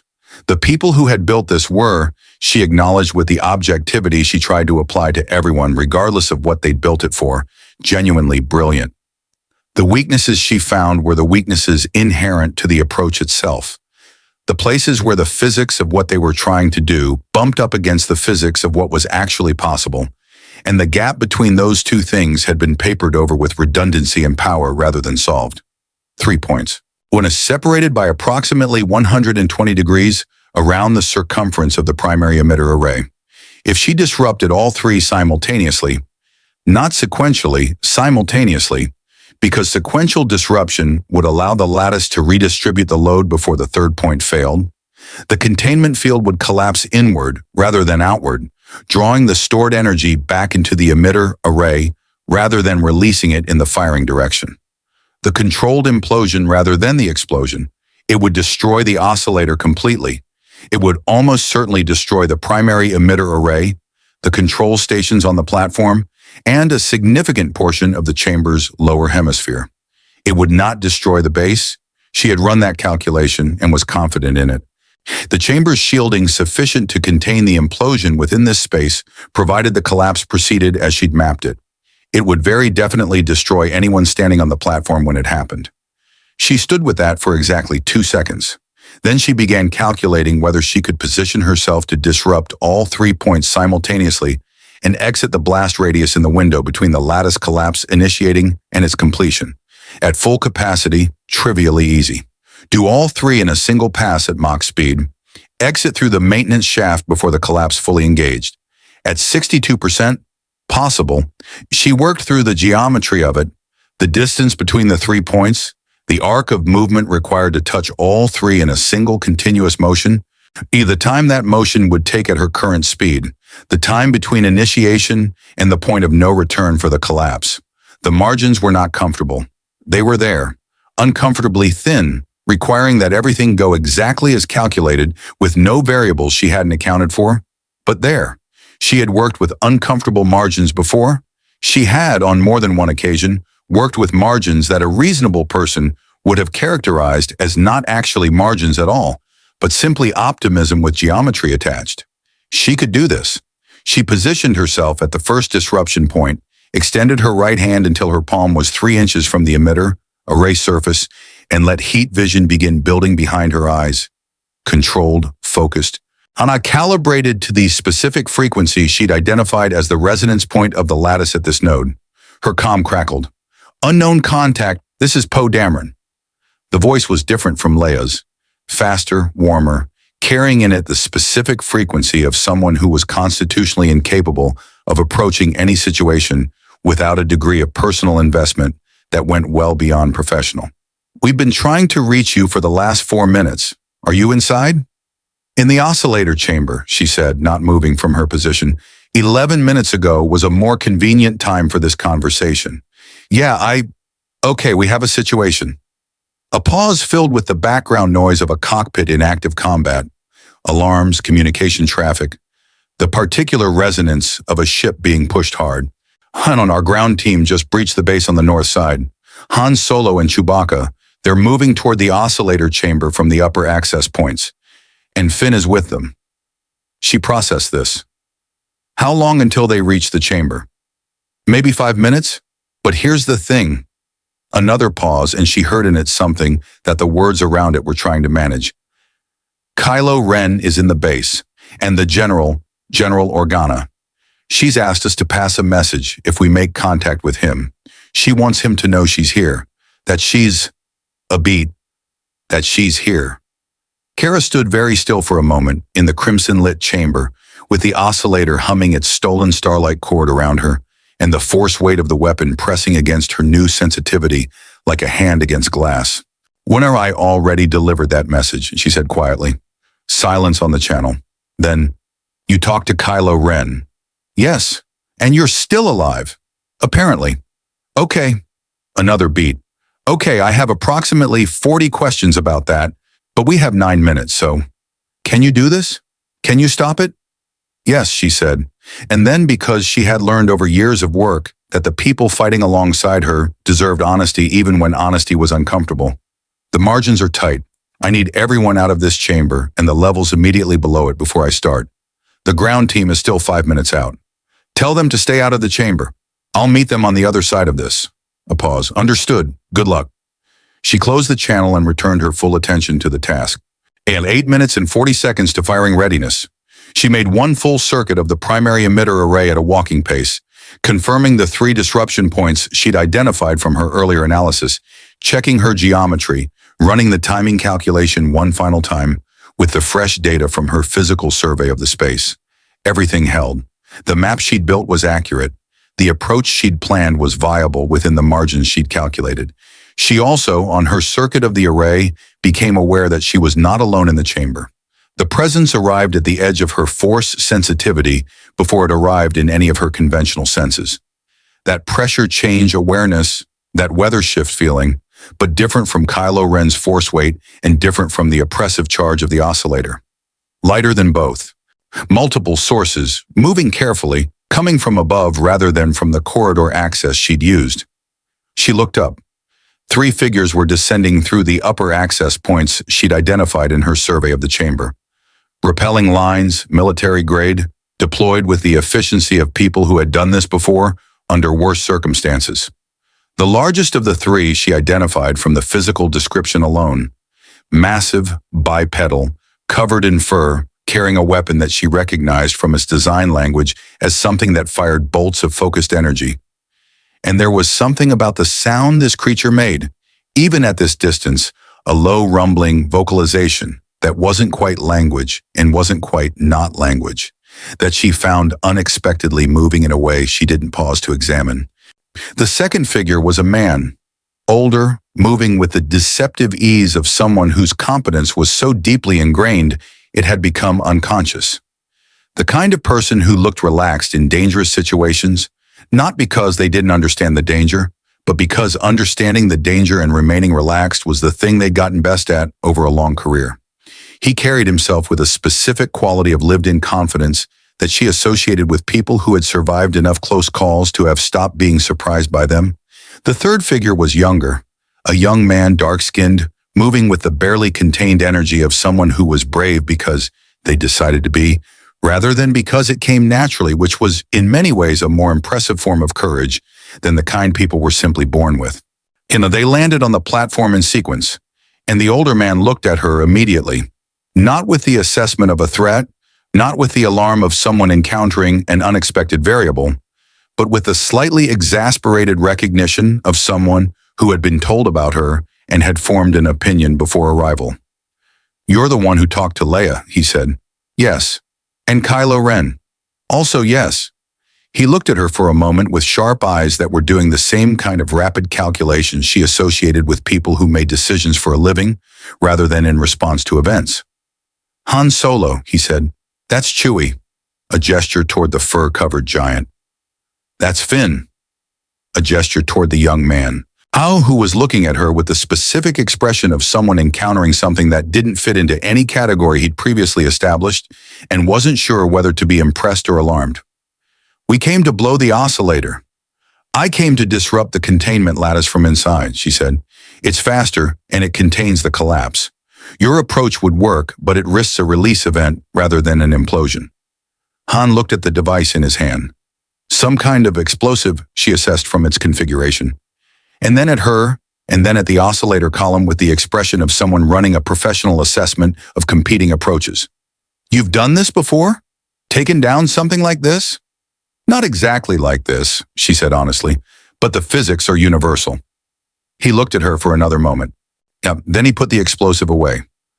"Okay," he said. It was, she noted, the same quality of okay that she associated with experienced people in crisis situations who had just received information they trusted, even though they couldn't fully explain why they trusted it. The instinct of someone who had spent enough time in desperate situations to recognize competence when it landed in front of them. "There's a problem," Finn said. His voice was tight with an urgency that went beyond the tactical situation. "Kylo Ren is on this base. He knows we're here. A pause that carried something personal in it, something she filed away. "He's going to come to this chamber." "I know," she said. "He can't be allowed to stop you." "He won't," she said. And she said it with the calm certainty of someone who was not certain at all, but had decided that certainty was the most useful thing she could offer in this moment, and who had enough experience with that particular kind of decision to make it without her voice betraying the gap between the performance and the reality. Han looked at her with those sharp eyes. She met them steadily. 7 minutes, she said. "I need you off this platform. The levels immediately below are also not safe once I initiate. The maintenance shaft on the east wall will take you up 3 levels. Enough clearance for the implosion containment. And you? Han asked. I'll be right behind you. He held her gaze for exactly the length of time required to decide he believed her, which was longer than most people took and shorter than it felt. Then he turned to Chewie and Finn and made a gesture that communicated departure with the economy of motion that belonged to people who had been communicating under pressure for long enough that language had become optional. They moved toward the east wall shaft. Han paused at the shaft entrance and looked back at her. Something in his expression had shifted. Still the sharp eyes, still the lived-in confidence, but something underneath it now that she recognized as the face people made when the situation had reminded them that the stakes were real. Whatever you are, he said, good luck. Thank you, she said. Go. He went. 6 minutes and 20 seconds. Kara stood alone in the oscillator chamber, with the stolen starlight humming around her, and the force pressing against her new sensitivity like a tide coming in, and she let herself have exactly 10 seconds of stillness. Not to doubt. She had moved past doubt when she'd walked back into the maintenance shaft and into the base, back past the point where the decision was still being made, and into the place where the only thing left was execution. Doubt was for the deliberation phase, and the deliberation phase was over. She used the 10 seconds to feel the chamber, to let her Kryptonian senses and her new force sensitivity build the most complete picture she could of the space and the thing at its center. To breathe at the rate she'd learned to breathe when the task ahead required everything she had, and then something more. In, out, steady, present. She thought briefly about the star system on the other end of the oscillator's aim vector, the blue-green planet, the millions of individual bioelectric signatures she'd felt from orbit, people who were going about whatever lives they were living in the warmth of their star, who had no idea that the warmth of their star had been stolen and was being held in a chamber 60 meters below the surface of a constructed weapon pointed at everything they'd ever built or loved or hoped for. She let that thought sharpen her. Not into anger. Anger made her sloppy, always had.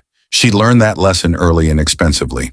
Into clarity, into the specific, focused determination that was her version of what other people might call fury, but was quieter than that and therefore more sustainable. She moved to the first disruption point, extended her right hand, let heat vision build behind her eyes, which were calibrated to the resonance frequency of the lattice at this node, hot and precise and ready. Drew a breath, and then the chamber door at the far end of the platform opened, and through it came something she had not factored into her timing calculations, and the 10 seconds of stillness she'd allowed herself suddenly felt very far away. Not Kylo Ren. She had prepared for Kylo Ren. Not troopers. She had prepared for troopers. General Hux walked onto the platform with 12 stormtroopers in a tactical spread and a device in his hand that she recognized immediately, because she had been briefed on it before she left the command center, because Kylo Ren had mentioned it in passing during their corridor exchange, in a context that she'd stored as potentially relevant and was now discovering was more than potentially relevant.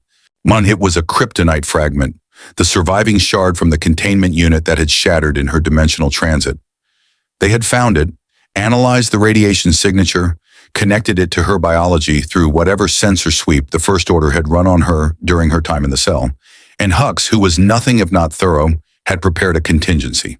The shard was small, barely the size of her fist, housed in a repurposed First Order energy containment unit that was keeping its radiation directionally focused rather than broadcasting it in all directions. But small in this context was sufficient. Even at 62% capacity, the kryptonite radiation from that fragment, directed, concentrated, it applied at close range, would reduce her to something significantly below what she needed to be to accomplish the disruption in the time she had remaining. Hux looked at her from across the platform with the cold, precise satisfaction of a man who had run a contingency plan and arrived to find the contingency was needed. "I thought you might come here," he said. "The oscillator, the containment architecture, you understood it too quickly for someone with no stake in the outcome." He took 3 steps forward, the 12 troopers advancing with him in formation. "You were never confused about where you were or what you needed to do. You arrived with an agenda." "I arrived by accident," she said. Her voice was steady. She was already calculating the new variables. Distance to Hux. A blast radius of the kryptonite radiation at current containment settings. Her movement speed at 62%.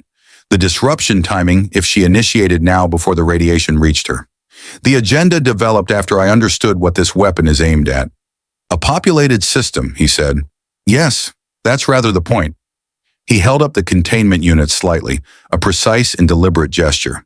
You're going to step away from the emitter array. You're going to do it in the next 10 seconds. And then we're going to have a conversation about what you are and what brought you here, and how the First Order might make use of both of those things. 5 minutes and 40 seconds to firing readiness. She looked at the kryptonite fragment in its containment unit, looked at the 12 troopers. Shai looked at Hux with his cold certainty and his contingency plan and his complete confidence that the piece on the board he'd just played was decisive. She thought about the blue-green planet and the people on it who didn't know she existed. She thought about uncomfortable margins. She thought about what she was at 62% with kryptonite radiation, reducing her further by the second if she didn't move now, this exact second, before Hux took another step forward and the radiation bloom reached the distance threshold where it started interfering with her cellular function in earnest. She thought about all of this in approximately 1/4 of a second, which was longer than she needed. Then she moved, not toward Hux, not toward the troopers, not in any direction that his tactical spread was configured to intercept. Because the tactical spread had been designed to cover the approaches between her current position and the exits, the approaches between her current position and the emitter array, the approaches that a person would take if they were thinking about escape or about pressing forward to complete their objective. She went straight up. 62% flight capability in a vertical burst carried her to the chamber ceiling in a fraction of a second, fast enough that the trooper volley that followed her trajectory was firing at where she had been rather than where she was, the red bolts of blaster fire crossing empty air and striking the chamber wall in a scatter pattern that she was already above and beyond. She hit the ceiling with both hands, arrested her momentum through her palms against the dome metal, wary and inverted, hanging from the ceiling by nothing more than the grip strength in her fingers, looking down at the platform 40 meters below her. The kryptonite radiation was directional. Hux was pointing it upward now, tracking her position, but the distance had reduced the effective intensity by the inverse square law that applied to radiation in any universe. And at 40 meters, she felt it as a discomfort rather than a debilitation. A buzz in her cells, a slight reduction in the sharp edge of her capacity, nothing that touched the core of what she needed to do. She looked down at the 3 disruption points arranged around the emitter array column. From above, the geometry was different. The arc of movement required to touch all 3 was tighter from this angle, the timing more compressed, but the simultaneous contact she needed was actually more achievable from a vertical approach than a horizontal one. She had been planning this as a movement around the column. From above, it became a movement through the column. She had approximately 1 second to process this revised geometry and decide if it changed the viability calculation. It did, in her favor.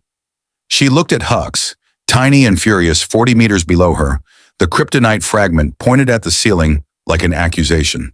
She looked at the emitter array column at the center of the platform, the 3 disruption points now visible to her from above as 3 nodes arranged in a perfect equilateral triangle. She looked at the chamber door through which Han and Chewie and Finn had escaped and confirmed it was still closed, still clear. 4 minutes and 50 seconds. "Hey, my name is Kara Zor-El," she said, loudly enough to carry across the full vertical height of the chamber with the particular resonance of a voice that had been designed to carry. She said it to Hux, but she said it to the chamber, to the weapon, to the stolen starlight humming around her, to the blue-green planet that would never know this moment happened. "I'm from a place you'll never find, and I arrived here by accident, and I am not going to let you do this." Hux stared up at her. The 12 troopers stared up at her.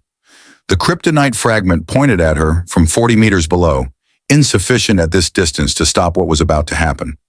She let go of the ceiling and fell. Falling was something Kara had always understood differently from most people. For the humans she had grown up alongside, falling was a loss of control, the body surrendering to gravity, the ground rising to meet you with the indifferent acceleration of physics that didn't care what you were or what you intended. It was the metaphor for failure in a dozen languages, the image of helplessness rendered in the most physical terms available. Even people who jumped from great heights voluntarily, skydivers, base jumpers, the particular category of human who sought out the experience of controlled freefall, were ultimately managing something that was happening to them rather than something they were doing. For Kara, falling had always been a choice. She fell through 40 meters of oscillator chamber with her arms at her sides and her eyes open and every sense she possessed. Kryptonian and otherwise, the conventional and the newly awakened force sensitivity that was still strange and new but unmistakably present, focused with absolute precision on the 3 disruption points arranged around the emitter, array column rushing up to meet her. She was not falling away from something. She was falling toward something. The distinction as clear in her body as the distinction between running from danger and running toward it had always been. The difference between the physiology of fear and the physiology of intention. The troopers fired.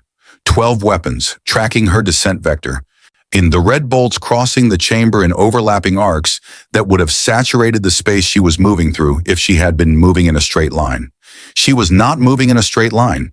She was moving in a controlled spiral, not evasive, not random, but the specific spiral geometry that would deliver her to the first disruption point at the precise angle and velocity she needed while keeping her body in the gaps between fire arcs long enough to reach the array intact.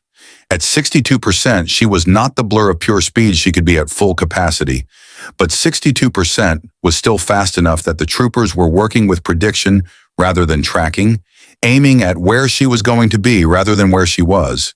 And prediction required knowing what she was going to do. They didn't know what she was going to do. They had never encountered anything like her before. Their prediction models were built on adversaries who either flew in straight lines or took cover or attempted to close distance in the conventional way, and she was doing none of those things. She reached the first disruption point. Contact was everything she needed it to be. Her right palm connecting with the emitter array surface at the precise node she'd identified. The heat vision she'd been building during the descent releasing in a single focus burst at the resonance frequency of the lattice at this point. She felt the node respond immediately. Not a physical sensation, not exactly, but something through the force sensitivity that registered as a crack, a fracture in the field architecture.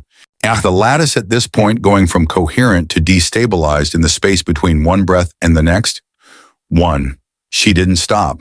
Stopping was the thing that would kill her. The window between the first disruption and the third had to be smaller than the lattice's redistribution response time. And the lattice was a sophisticated system with redundancy built into its architecture, designed to compensate for exactly this kind of localized failure.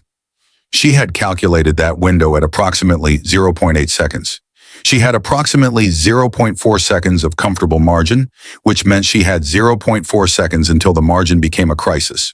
She moved around the array column with a combination of residual falling momentum and directed flight bursts that carried her through the arc to the second node in geometry that would have been impossible to fully plan in advance, and was instead the product of years of learning to read the space around her body in motion and make adjustments in the fractions of seconds between decisions. Second node, left palm, heat vision, same calibration, same focused release. The crack in the lattice at the second point registered through her force sensitivity as a sound. Not a sound she heard with her ears, but a sound she felt in the channel.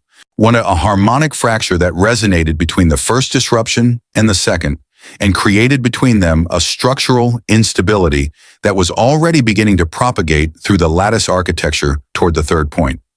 2. The kryptonite radiation hit her at the apex of her arc to the third node. Hux had moved. She registered this in the peripheral sweep she maintained even in the center of focused action.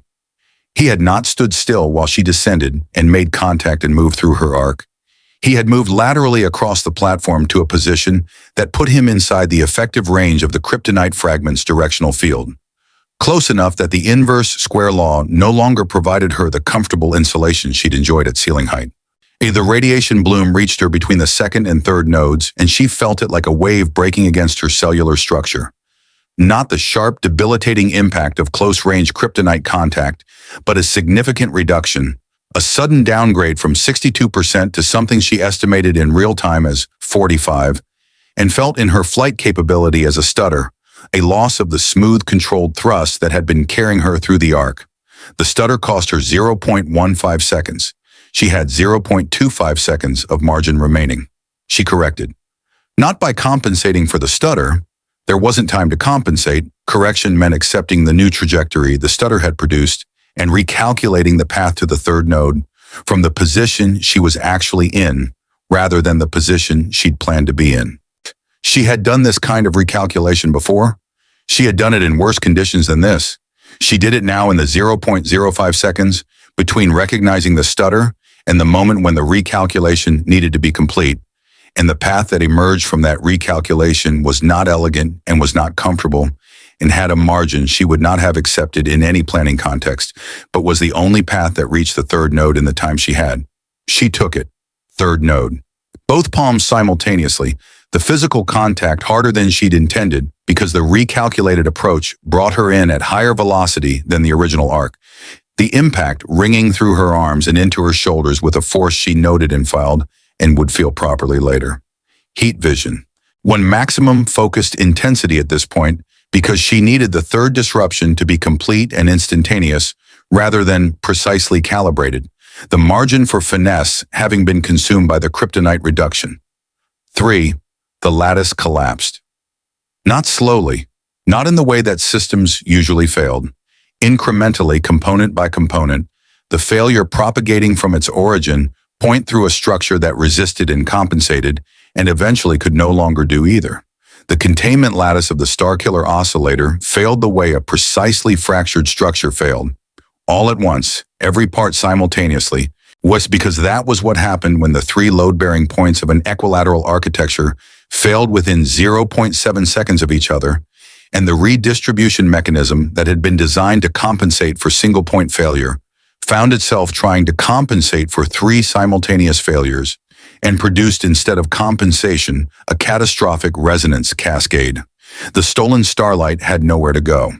In the absence of the directional containment that had been building toward a firing event, in the absence of any remaining structure to hold its charge in the aim configuration, the oscillator's accumulated energy turned inward, not outward at the star system it had been aimed at, not in the undirected explosion it might have produced if the containment had simply been removed rather than fractured, but inward. Collapsing back toward the primary emitter array along the path of least resistance, which was the path the containment fractures had created in the lattice architecture. The implosion she had planned for. The platform lurched, not the subtle vibration she'd been tracking through the floor during her entire time in the base, not the resonance of the oscillator charge or the harmonic interference of the resistance attack. This was structural, foundational, the kind of movement that buildings made when something at their core changed state suddenly, and everything built around that core had to find a new relationship with a structure that was no longer what it had been. Kara was already moving toward the east wall maintenance shaft. She was moving at 45% capacity with kryptonite radiation still washing over her from a fragment that was somewhere in the chaos of the lurching platform behind her, and she was moving with the particular combination of controlled urgency and calculated economy of motion that was her version of running as fast as she possibly could without committing to a path she couldn't adjust if the path became unavailable. The platform was coming apart, not explosively, not in the apocalyptic structural failure she'd been trying to avoid, not in the release event that would have propagated through the base's shielding and outward. The implosion was contained, as she'd calculated, within the chamber's structural envelope. But contained didn't mean gentle. The energy releasing inward through the fractured lattice was tearing through the emitter array column with a thoroughness that was remaking the chamber floor as it went, the platform cracking and heaving as the foundations of the containment focus structure failed beneath it. She heard Hux shout something behind her. She didn't stop to process what it was. She heard trooper boots on the platform surface, the particular sound of a disciplined military unit doing what disciplined military units did when everything went wrong at once. Following the last clear order they'd been given, which in this case appeared to be maintaining formation around their commanding officer, which was the most orderly and most futile response available to them in this specific situation. She heard the emitter array column come apart. It was not a sound she would forget, not because it was the loudest thing she'd heard. She had been in proximity to events that had made this sound small by comparison, but because it carried in it the specific tonal quality of something fundamental ending. The oscillator had been built over years by thousands of people to accomplish a purpose that had required the resources of an entire military-industrial complex and the deaths of everyone on a system's worth of inhabited worlds just to begin charging it. And it came apart in the space of approximately 4 seconds, the implosion consuming the emitter, array from its base to its apex in a wave of collapsing energy that sounded like every frequency simultaneously briefly, and then like nothing at all. Kara reached the east wall shaft entrance at a run, grabbed the edges of the opening with both hands, and pulled herself in and upward in a single continuous motion. The shock wave from the implosion's final stage hit the chamber walls at approximately the same moment she cleared the shaft entrance, and the shaft itself lurched around her as the structural effect propagated through the base's framework. She climbed through the shaking shaft at a pace that was less elegant than she preferred and more effective than she had any right to expect given the kryptonite reduction and the physical impact she'd taken in the final approach to the third node. Her hands and feet finding purchase on the shaft walls in the practiced, instinctive way of someone who had climbed through worse environments in worse condition. 3 levels up, she found them. Han Solo was braced against the shaft wall with one arm, the other arm steadying Finn, who had been knocked sideways by the structural lurch and was pressing his hand against his thigh with an expression that told her he'd collected a blaster bolt somewhere in the approach she hadn't been present for.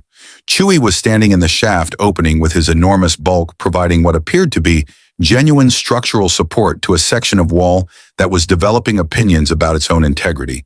And he made a sound when he saw her emerge from below. A deep, expressive vocalization that she didn't have the language for, but understood perfectly through tone and context, and the specific quality of relief that sounded the same in every language she'd ever encountered. "You did it," Finn said. Not a question. When something in the quality of the base's shaking had apparently communicated the difference between an implosion going as planned and an implosion going as not planned, and he had read it correctly. "The oscillator is destroyed," she confirmed, pulling herself fully into the upper shaft level and pausing to assess the kryptonite radiation level. Hux had been below her. She had distance again. The reduction was already beginning to reverse, 45% climbing back toward the 62 she'd had before his intervention. The familiar slow warmth of returning capacity working its way through her cells from the outside in. "We need to move," Han said. He was looking at her with those sharp eyes in a way that said several things simultaneously. Relief, assessment, the beginnings of about 15 questions he was choosing to hold until they were out of a collapsing weapons installation. "Can you fly?" "Partially. Partially is fine." He was already moving up the shaft. "Chewie's got a ship." She followed them upward through the shaking base, and as she climbed, she extended her force sensitivity outward. Not searching, not deliberately, but the awareness was there, and it moved the way it had learned to move in her, finding the presences it had cataloged and checking their status with the automatic, almost involuntary attention of someone who had gotten into the habit of knowing where the people around her were.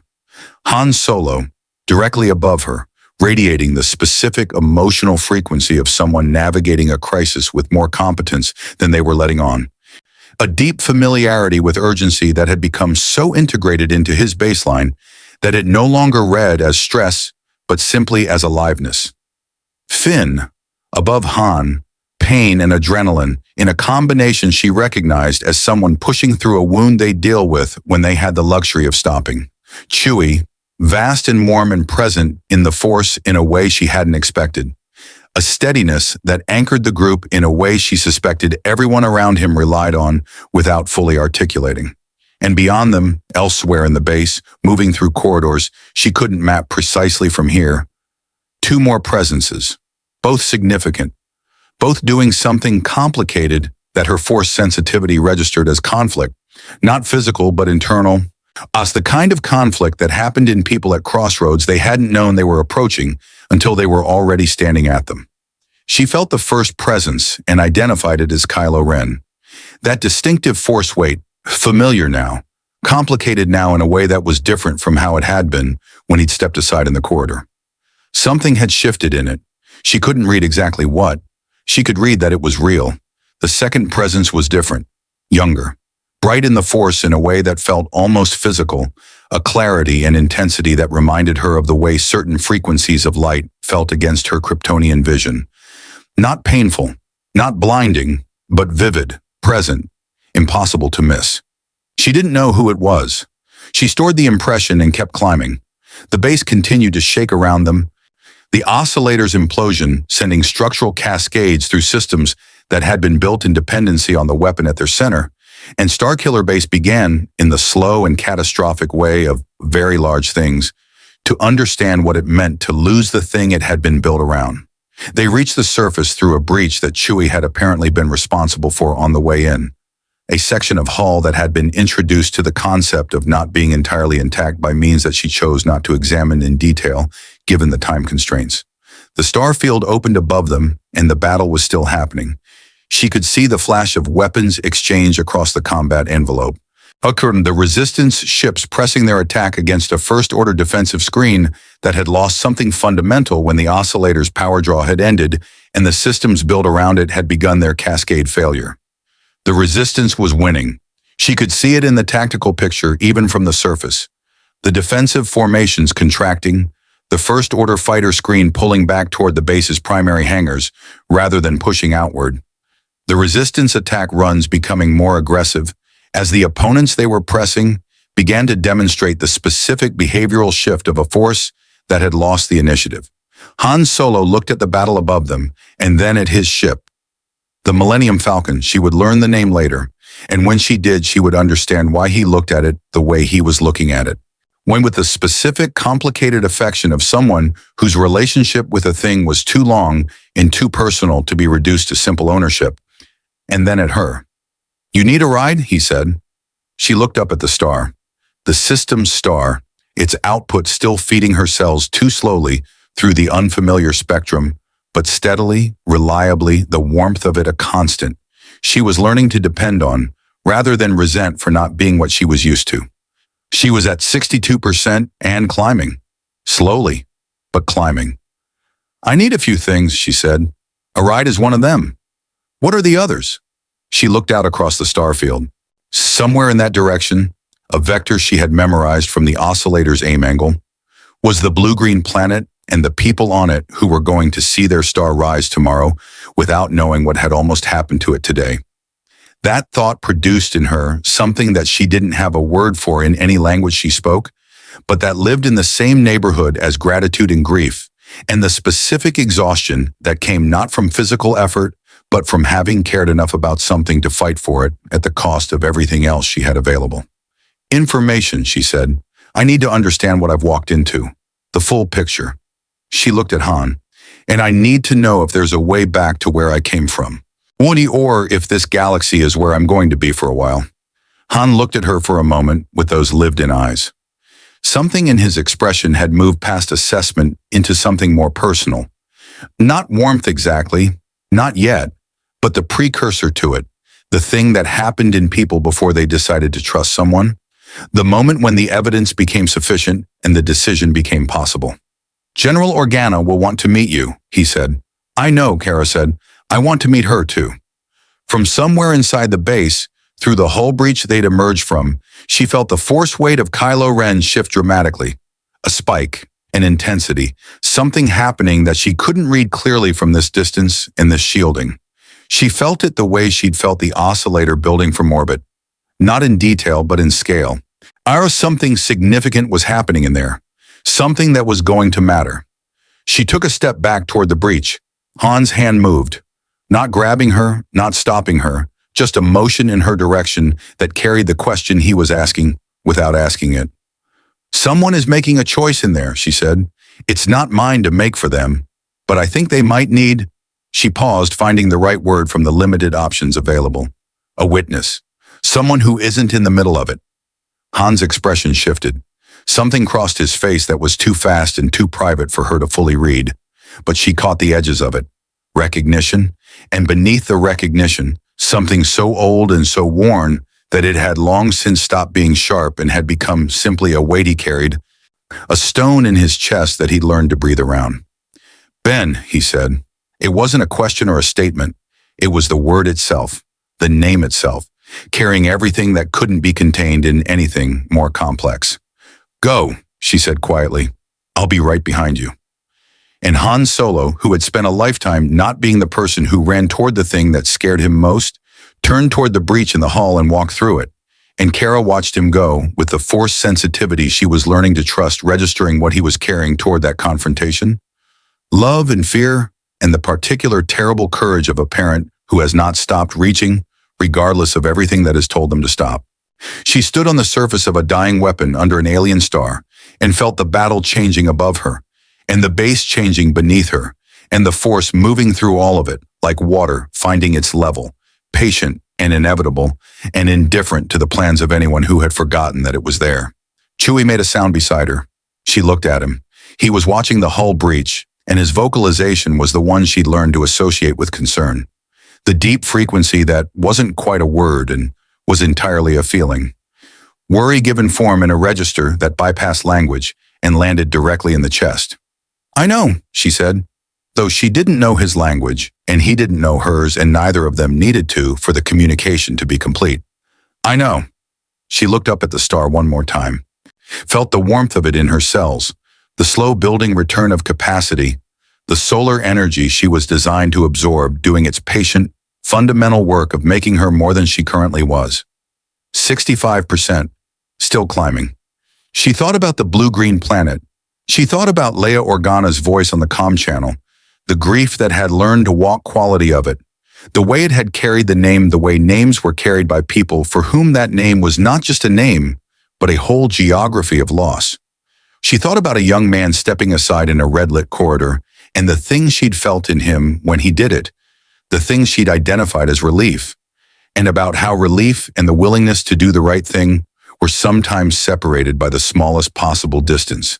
Why not a gap so narrow that the difference between falling to one side and the other was something you could never fully explain afterward? She thought about what it meant to be in the wrong galaxy with no clear path home, and a set of abilities that weren't functioning at their full capacity, in a war she hadn't asked to be part of that was being fought over things she was only beginning to understand. She thought about all of this, and then she stopped thinking about it, because the base was still shaking, and Finn needed medical attention, and Chewie was waiting, and the Millennium Falcon was sitting 30 meters away on the surface of Starkiller Base, while the battle above them moved toward its conclusion. There would be time for the rest of it later. There was always more to do in any galaxy. She walked toward the Falcon. The Millennium Falcon was not what she had expected. She had seen it briefly from a distance during her orbit of Starkiller Base, had registered it as a vessel in the category of light freighter, its silhouette distinctive enough that she'd stored it as a navigational reference point without examining it in any detail. Up close, standing on the surface of a dying weapons installation, with the battle still resolving itself in the star field above her, and structural tremors moving through the ground beneath her feet with increasing frequency and ambition, she had the opportunity to look at it properly for the first time. It was, by any objective standard, a deeply improbable ship. Not because of its design, the offset cockpit, the circular primary hull, the sensor dish mounted on the port side with the particular attitude of something that had been replaced recently and hadn't fully committed to its new position yet, though the design was unusual enough to register. Improbable because of what it communicated about itself through the accumulated evidence of its existence. Every surface told a story. The hull plating carried the record of repairs conducted under conditions that had not permitted elegance. Patches over patches, scoring from weapons impacts that had been addressed with the pragmatic efficiency of someone who needed the ship functional rather than pristine. Modifications visible in the geometry of components that hadn't been designed to live together, but had been persuaded to through some combination of mechanical ingenuity and profound optimism about what constituted a working system. It was a ship that had been kept alive by someone who refused to let it die. She understood that particular relationship. She had spent enough time around humans who formed those bonds with the things they depended on. The way attachment to an object could become a kind of love that was no less real for being directed at something that couldn't reciprocate. To recognize it immediately in the way Han Solo moved around the ship's exterior on his way to the boarding ramp, touching the hull briefly with one hand in a gesture so habitual he probably didn't know he was doing it.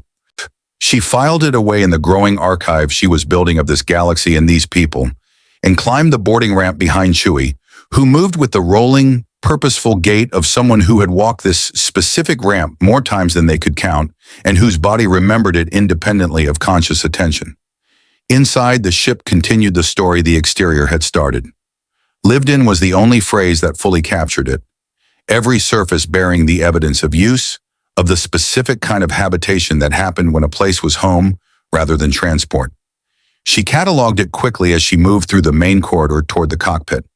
The Dejeric table, with its holographic game pieces still deployed in a mid-game configuration, the smuggling compartments built into the floor with the careful concealment of someone who had thought about who might be looking and how hard, the walls carrying the accumulated modifications of decades of improvement and necessity until the original design was almost archaeological beneath the layers of what the ship had become.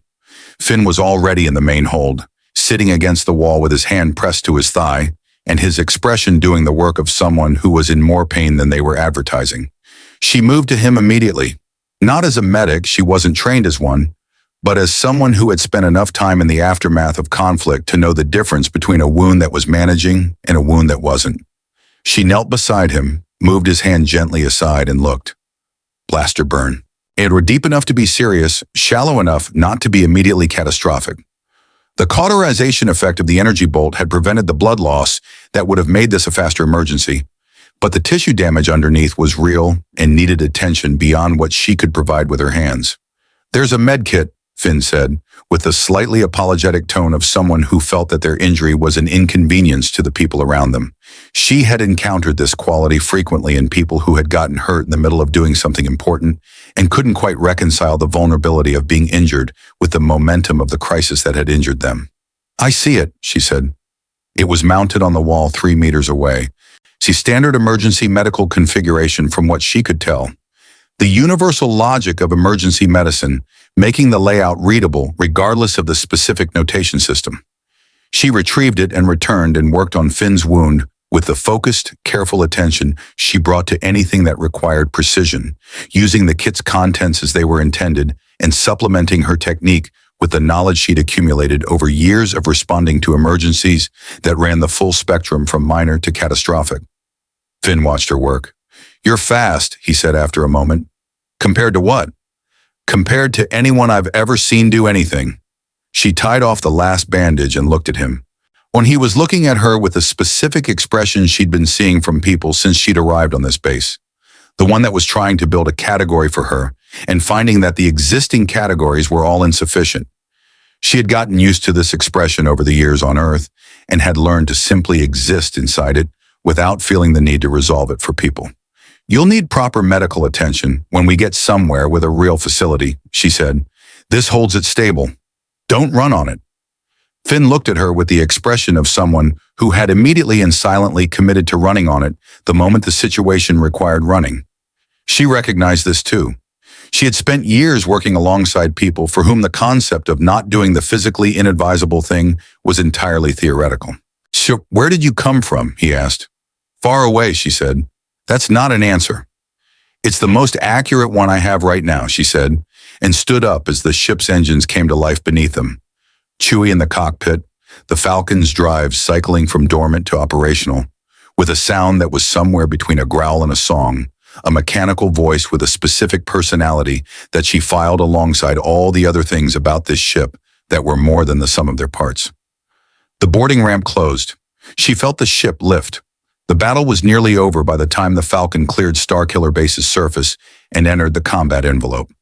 She could see it from the cockpit where she'd positioned herself behind Chewie's seat, standing rather than sitting because sitting felt wrong when there was this much to observe. The first-order defensive screen had collapsed from a perimeter formation to a close-in protective cluster around the primary hangar approaches. A tactical posture that said retreat rather than defense, withdrawal rather than engagement. The behavioral signature of a force that had lost its strategic anchor and was now operating on the momentum of discipline rather than the momentum of conviction. The resistance ships were pressing the advantage with the focused aggression of people who knew exactly what a closing window looked like and intended to be through it before it shut. She watched the attack patterns and found in them the same intelligent, surgical quality she'd noticed from inside the base. These weren't pilots flying on adrenaline and hope. Though there was certainly adrenaline and certainly hope, there was also method. There was also the unmistakable signature of people who had been trained well and believed in what they were doing well enough to execute under pressure. Starkiller Base was dying beneath them. She could feel it through the Falcon's hull, through the vibration of the ship's systems responding to the gravitational signature of a massive structure undergoing fundamental change. The oscillator implosion had not simply destroyed a weapon, it had removed the energy source that the entire base had been built around, and the structures dependent on that energy were failing in sequence, the cascade she'd been trying to avoid in the wrong direction, now happening in exactly the right direction, consuming the weapon from its heart outward with the thoroughness of a fire that had found excellent fuel. The Starkiller Base was not going to recover from this. She felt something about that which she spent a moment honestly examining. Not satisfaction exactly, not the clean, completed task feeling she got when a crisis resolved cleanly and everyone went home. Something more complicated. The people who had built this place had believed in it, had poured years of their lives into its construction, had probably told themselves stories about what it was for and what it would accomplish that made its purpose feel like something other than what it was. The troopers defending it right now were dying for it, and many of them had been shaped by the First Order from childhood, had never had the luxury of choosing the war they were fighting the way the resistance pilots outside had chosen theirs. She held that complexity without resolving it, the way she learned to hold the complexity of every conflict she'd ever entered. Without pretending it was simpler than it was, without letting the complexity become an excuse for paralysis. The weapon was gone. The people who would have died in that star system were alive. That was the thing that was true and the thing that mattered most, and she let it settle into her alongside the complexity rather than instead of it. The comms crackled. "Falcon, this is Black Leader." The voice was Poe Dameron's, carrying now the specific frequency of someone who had been in a dogfight for the last 40 minutes and had survived it and was running on the particular fuel that survival generated in people who had genuinely not been certain they would. "You made it out. What's your status?" Chewie responded in his own language, which she was beginning to develop the rudiments of, not vocabulary yet, but tonal recognition, the ability to separate the broad emotional categories from each other in the acoustic texture of his communication. This particular vocalization carried relief and affirmation, and something that she identified as pointed communication about the operational status of at least one member of their group. "Copy that," Poe said. "General Organa's ship is on the far side of the debris field. She wants a direct channel with..." A pause. "The new person, the one from inside." Chewie looked back at her over his shoulder. She moved to the communication console, read it in 15 seconds. The translation framework her mind built from the relationship between controls and their functions, clicking into place with the same reliability it always demonstrated, and opened the channel. "This is Kara," she said. "This is Leia Organa." The voice was exactly as it had been on the earlier channel, steady, precise, carrying its weight without displaying it. But there was something additional in it now, a texture that hadn't been present during the tactical briefing. Not warmth, not yet. They hadn't earned warmth with each other, hadn't spent enough time together for warmth to be anything other than performance. Something more careful than warmth, the specific quality of attention given by someone who was trying to understand something important. "The oscillator is destroyed," Kara said. "The base is in cascade failure." "Well, your attack is working." "I know," Leia said. "I felt it." A pause. "Through the Force. I felt the moment it happened." Another pause, shorter. "That's not something that happens easily, or often." Kara considered this. "I disrupted the containment lattice at 3 simultaneous nodes. The implosion drew the energy back through the emitter array, rather than releasing it outward. The Force..." She paused, finding the language for something she was still learning to describe. "Helped me see the lattice structure clearly, the disruption points." Silence on the channel for a moment that felt longer than its actual duration. "You used the Force to destroy the oscillator," Leia said. "I used what I could feel through it," Kara said carefully. "I don't fully understand what I'm perceiving. It's new." "It shouldn't be possible," Leia said. "Not for someone from outside this galaxy. The Force is..." A pause, the pause of someone choosing precision over expedience. It's not something that can be accessed from outside its influence. It binds this galaxy. It's specific to this galaxy's living things. You shouldn't be able to feel it. I've been told that twice now, Kara said. By you and by Kylo Ren. I understand why it's unexpected. I don't have an explanation for it yet. The kryptonite transit may have done something to my cellular structure that created the sensitivity. Something about the dimensional passage interacting with the Force as I move through a galaxy it permeates. Kryptonite, Leia said, testing the word. The remains of your home planet. Yes. Another pause. This one had a different quality. Not analytical, not tactical. Personal. And the kind of pause that happened when one person said something to another person, and the other person found in it a resonance they hadn't expected and needed a moment to acknowledge honestly before continuing. I'm sorry, Leia said, simply, without elaboration.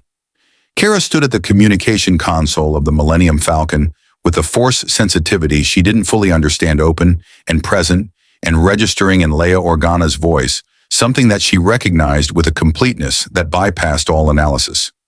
The recognition of one person who had lost a world to another person who had lost a world, a frequency so specific that it couldn't be mistaken for anything else.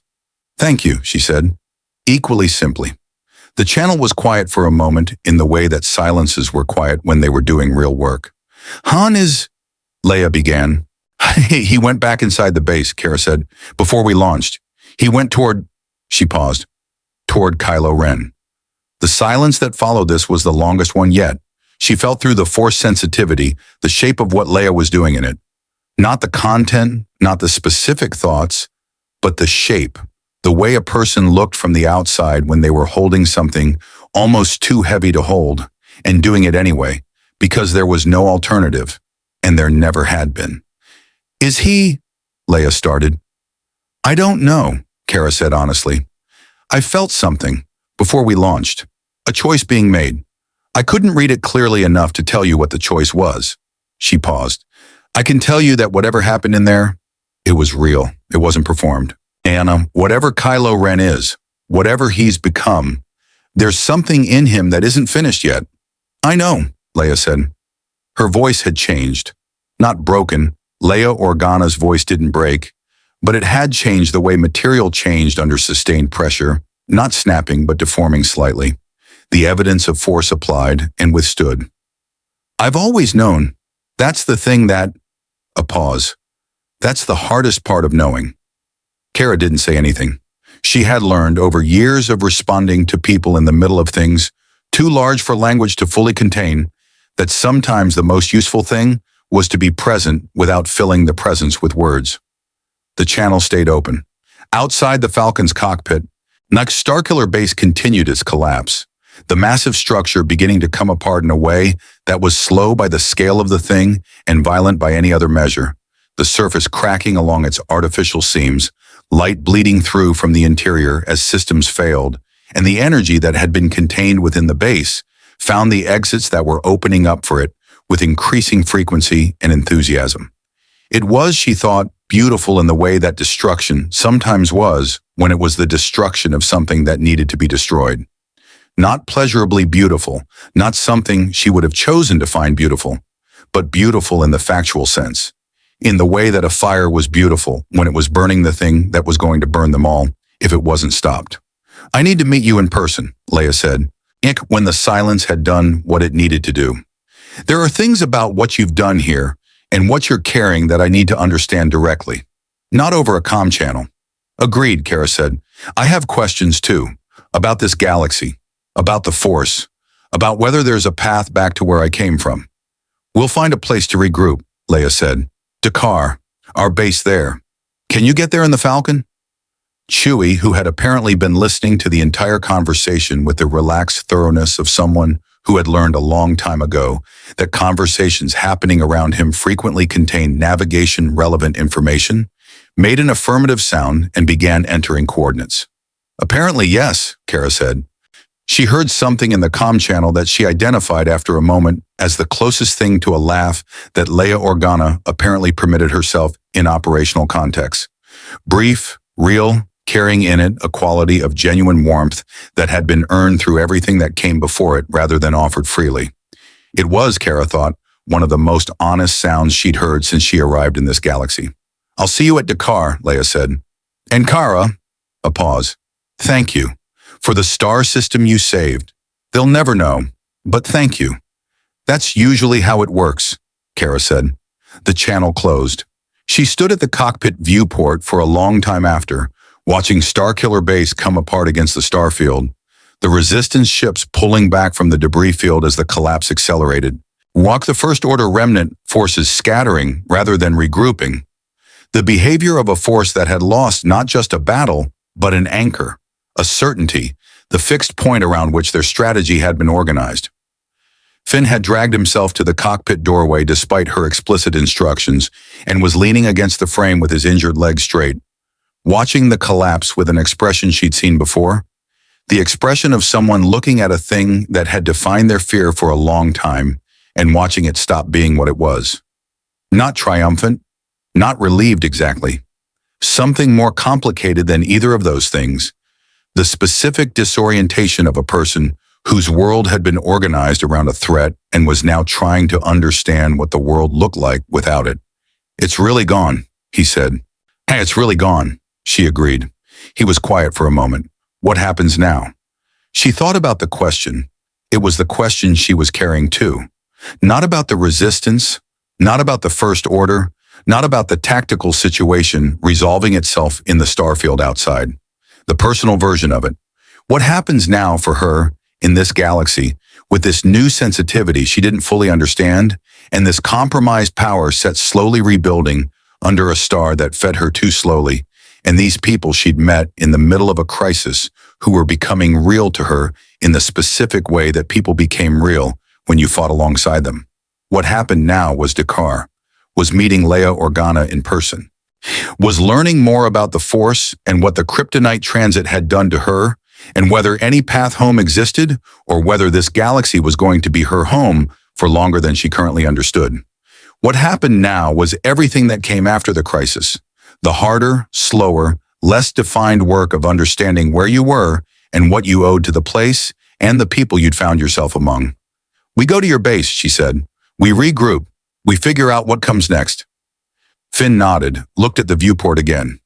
"You know," he said with the particular tone of someone sharing an observation they've been holding for a while, "when I woke up this morning, I was already having a pretty unusual day, and then you showed up." "I get that a lot," Kara said. He laughed. It was brief, and it cost him something with the wound in his leg, and he did it anyway, which she found in the middle of everything genuinely and uncomplicated lovely. Chewie made a sound that she was now fairly confident, translated to something in the neighborhood of coordinates locked, departure imminent, everyone should probably sit down, with a subtext of, but knowing this crew, nobody will. The Falcon's engines deepened beneath them. She looked at the star one more time. This galaxy star, its unfamiliar spectrum feeding her cells their slow and steady meal, bringing her back by degrees to something closer to herself. 68% now, still climbing. She thought about Kylo Ren, somewhere in the wreckage below her or already gone. Whatever choice he'd made in that base already made and already irreversible in the way that real choices always were. She thought about Han Solo and what he'd carried into that confrontation and what he might or might not be carrying out of it.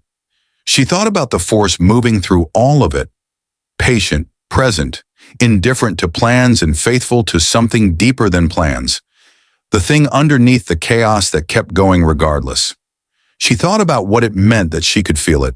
Then the Falcon jumped to hyperspace, and the starfield stretched into light around them, and Starkiller Base fell away into the past where destroyed things went, when the people who had stopped them were still alive to move forward.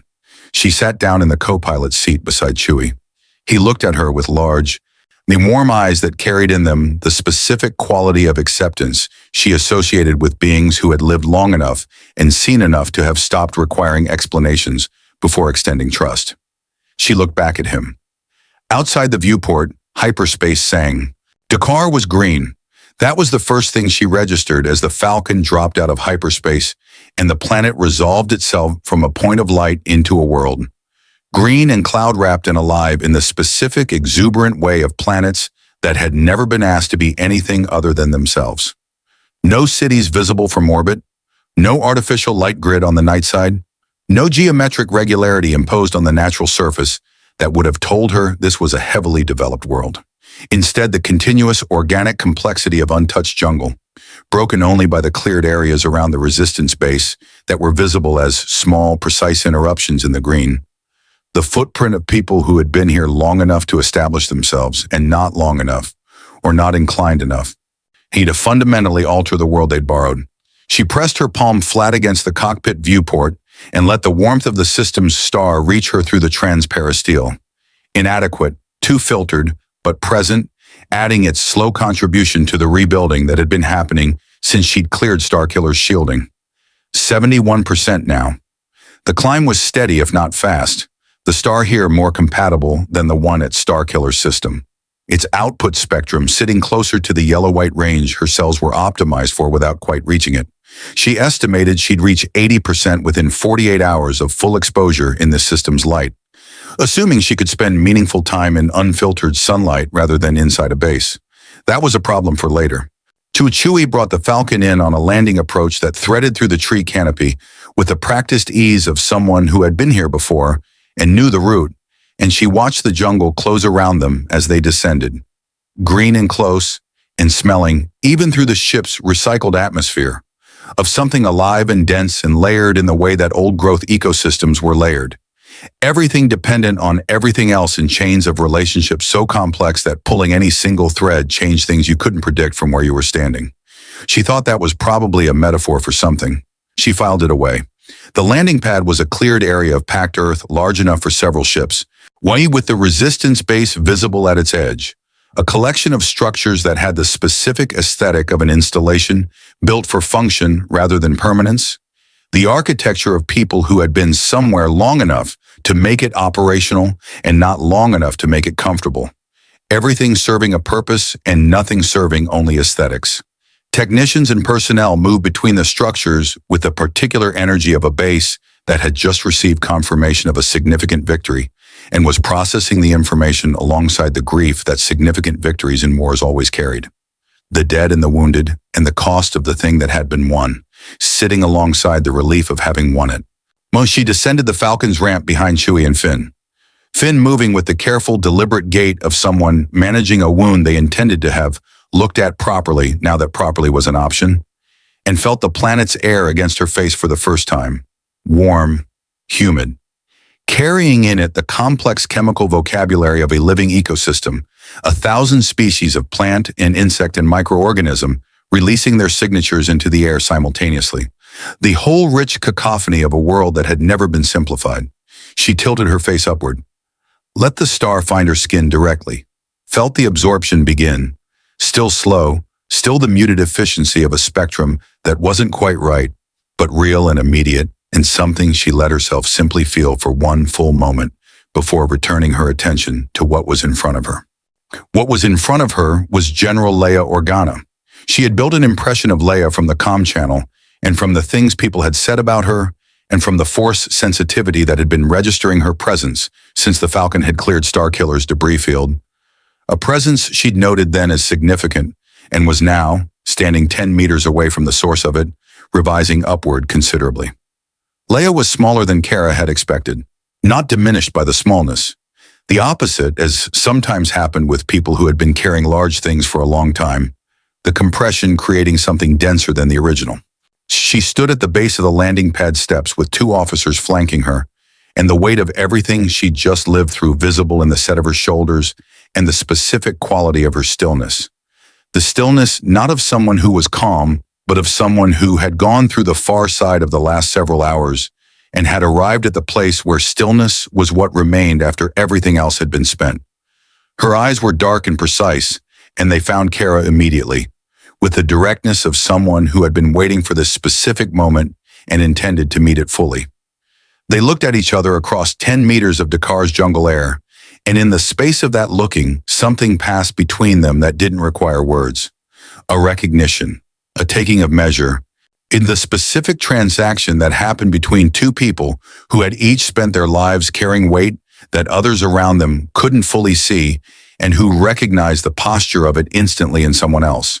Then Leia walked toward her, and Kara walked toward her, and they met in the middle of the landing pad with the jungle pressing in on all sides and the star finding them between the clouds.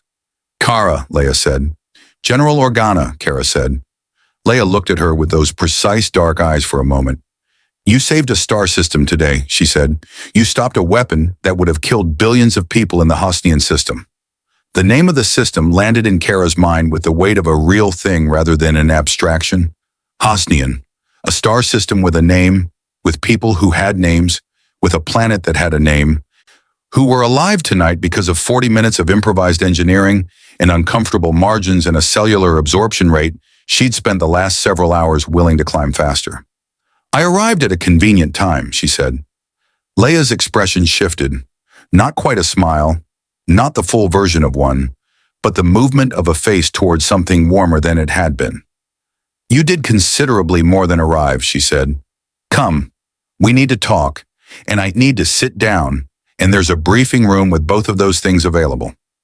The briefing room was small and functional. A table, chairs, a holographic display unit, currently dark, the walls covered in the kind of tactical information that accumulated on the walls of a military base, the way sediment accumulated on a riverbed, layer upon layer of operational necessity. Was someone had left a cup of something hot on the table that was generating a thin column of steam in the recycled air of the room. They sat across from each other. One of Leia's officers, a young woman with serious eyes who was introduced as Lieutenant Connix, was present at the edge of the room with a datapad and the specific quality of attention that belonged to people who were very good at being present without being intrusive. Leia began. She talked for 20 minutes with the organized, unhesitating clarity of a person who had processed information into narrative and was delivering the narrative at its most useful density. She covered the First Order's history, its emergence from the Imperial remnants, its growth in the unknown regions during the years when the New Republic had been telling itself the threat was over, its ideology and its capabilities and its strategy as best the Resistance had been able to reconstruct it from intelligence that was always incomplete and always arriving too late. She covered the Resistance, its formation, its relationship to the New Republic, the political situation that had made a formal military response impossible, and a guerrilla operation the only viable alternative. She covered Kylo Ren. She covered him with the same organized clarity she'd brought to everything else, and the only evidence of what it cost her was the way she held the cup of hot liquid in both hands while she spoke about him, not drinking from it, just holding it, the warmth of it, something to hold on to. His name was Ben Solo, she said. My son, Han's son. He trained with Luke, my brother, until something happened. It was something that Luke has never fully explained to me, and that Ben experienced in a way that he interpreted as betrayal. A pause. He turned to the dark side, to a being called Snoke, who had been reaching for him since before he was born, shaping him, weakening him, making him susceptible in ways that I didn't understand until too late. Her voice was even, steady, the grief in it visible only in the way a river's depth was visible, not on the surface but in the quality of the current. He killed a pause that was the length of exactly one breath. People I loved. Has done things that I don't know how to hold alongside the person I knew. Kara listened without speaking. She was learning Leia's specific language, the way she communicated the things she wasn't saying as clearly as the things she was, and the spaces in her narrative as informative as the content. You told me on the channel that something happened before you launched, Leia said. A choice being made, that whatever he was, there was something in him that wasn't finished yet. Yes, Kara said. What did you feel? Kara considered the question with the seriousness it deserved. She had been turning over the memory of that forced perception since she'd felt it on the surface of Starkiller Base. The spike, the intensity, the sense of something fundamental being decided in the interior of the base while she stood outside it in the alien starlight. She had not been close enough or calibrated enough in her new sensitivity to read the content clearly, but she had read the shape of it, the broad emotional architecture of what was happening, Oi, in the way you could read the shape of a storm from a distance, even when you couldn't see individual raindrops. Grief, she said. Real grief, not performed, not the kind of grief that lives alongside resentment and has been converted into something harder. The kind that hasn't been defended against. The kind that's still raw, she paused, and something underneath the grief that I don't have a precise word for. Something like recognition. The moment when a person understands something about themselves that they've been not understanding for a long time, because understanding it requires accepting a cost they weren't ready to accept. Leia was very still. And then, Kara said quietly, the grief and the recognition together, and then a kind of release. Not resolution, not peace, just a door opening. Something that had been closed for a long time, opening. The silence in the briefing room was complete. Lieutenant Connix had stopped writing on her datapad. Leia set the cup down on the table with the careful precision of someone performing a physical action to give themselves a moment to remain composed, and looked at Kara with eyes that were doing the most work she'd seen them do. He went to meet Han, Leia said, not a question. Yes. What happened after that? You felt... I launched, Kara said. I don't know what happened after I left the base. She held Leia's gaze steadily. Han hasn't arrived yet. Leia looked at her for a moment. Then she looked at the dark holographic display, at the tactical information on the walls, at the cup on the table, at all the things in the room that weren't the things she was looking at. No, she said. He hasn't. They sat with that. The room held it with them. The not knowing, the specific terrible weight of waiting for information that would resolve something one way or the other. The way time moved differently when you were carrying that kind of waiting. He knew the risk, Leia said eventually, quietly. He always knew the risks. That was... A pause. That was Han. He calculated the odds and then did the thing anyway. He'd been doing it his whole life. Her voice had changed, still steady, but something had shifted in the steadiness, a new quality in it, a recognition working its way into language. He went because he loves Ben, not who Ben became. Ben, one he never stopped. Kara thought about the brief moment on the surface of Starkiller Base when Han Solo had looked back at her before going through the hull breach. The look she'd read and hadn't fully processed until now, standing on the other side of whatever had happened in that base. The look of a man who knew exactly what he was walking toward and had decided that love was a more important variable than survival in the calculation he was running. She had known people like that. She tried to be one of them. He found him, Kara said. She said it with the certainty of her forced perception in that last moment before launch, the sense she'd had of the door opening. Whatever happened, Han found him, whatever it cost. Leia closed her eyes for exactly 3 seconds. When she opened them, the precision was back, restored. The grief folded back into the place where she kept it. Not gone, never gone, but contained, functional, the thing she was rather than the thing that was happening to her. Tell me about yourself, she said. Everything. Where you're from, what you are, what the kryptonite did, what you can feel through the force and what you can't. I need to understand all of it. Kara looked at her across the table in the small functional briefing room on a green planet under an almost right star, and she told her everything. She talked for a long time. She talked about Krypton. Not the technical description of it, not the political history, but the real thing, the thing she carried, the red sun, the science, the civilization that had understood the universe at a depth that still humbled her when she thought about it. We owe the people who had built a world that was extraordinary and who had nevertheless failed to save it when they needed to. Her parents, the pod, the moment of understanding, at 15, that everything that had been home was gone and would never be restored, and that the thing she had to do with that was carry it forward rather than backward. She talked about Earth, about Clark, though she used no name, just the description. The other survivor, the cousin who had arrived decades earlier and made a life and built an identity around being the protector of a world that had given him a home. About the DO, about the years of learning what she was and what she could do and how to be useful with it without losing herself in the being useful. It was about John and Alex and the people who had become family in the way that chosen family became family, slowly and then all at once, and then as completely as if it had always been true. She talked about the kryptonite device and the transit and what the dimensional passage had felt like. The void, the radiation, the bleeding of solar charge, and then the new thing, the channel she'd arrived with that she hadn't left with, the force sensitivity that was sitting in her cellular structure like a new sense that hadn't finished introducing itself. Leia listened to all of it with the quality of attention that Kara had already identified as one of her defining characteristics. Complete, active, organizing the information as it arrived into a framework that she was building in real time. She asked precise questions at precise moments, so the questions of someone who understood enough about the territory to know which gaps needed filling. When Kara finished, Leia was quiet for a long moment. The force sensitivity, she said, you described it as feeling presences, feeling emotional states, feeling the structure of the oscillator's containment lattice. Yes, that's not typical force sensitivity, Leia said. Even trained force users, Jedi, Sith, what you're describing is beyond what most of them could do without significant development.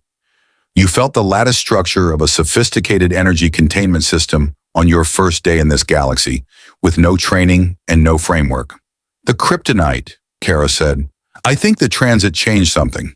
My cells they're built differently from human cells. They interact with energy differently.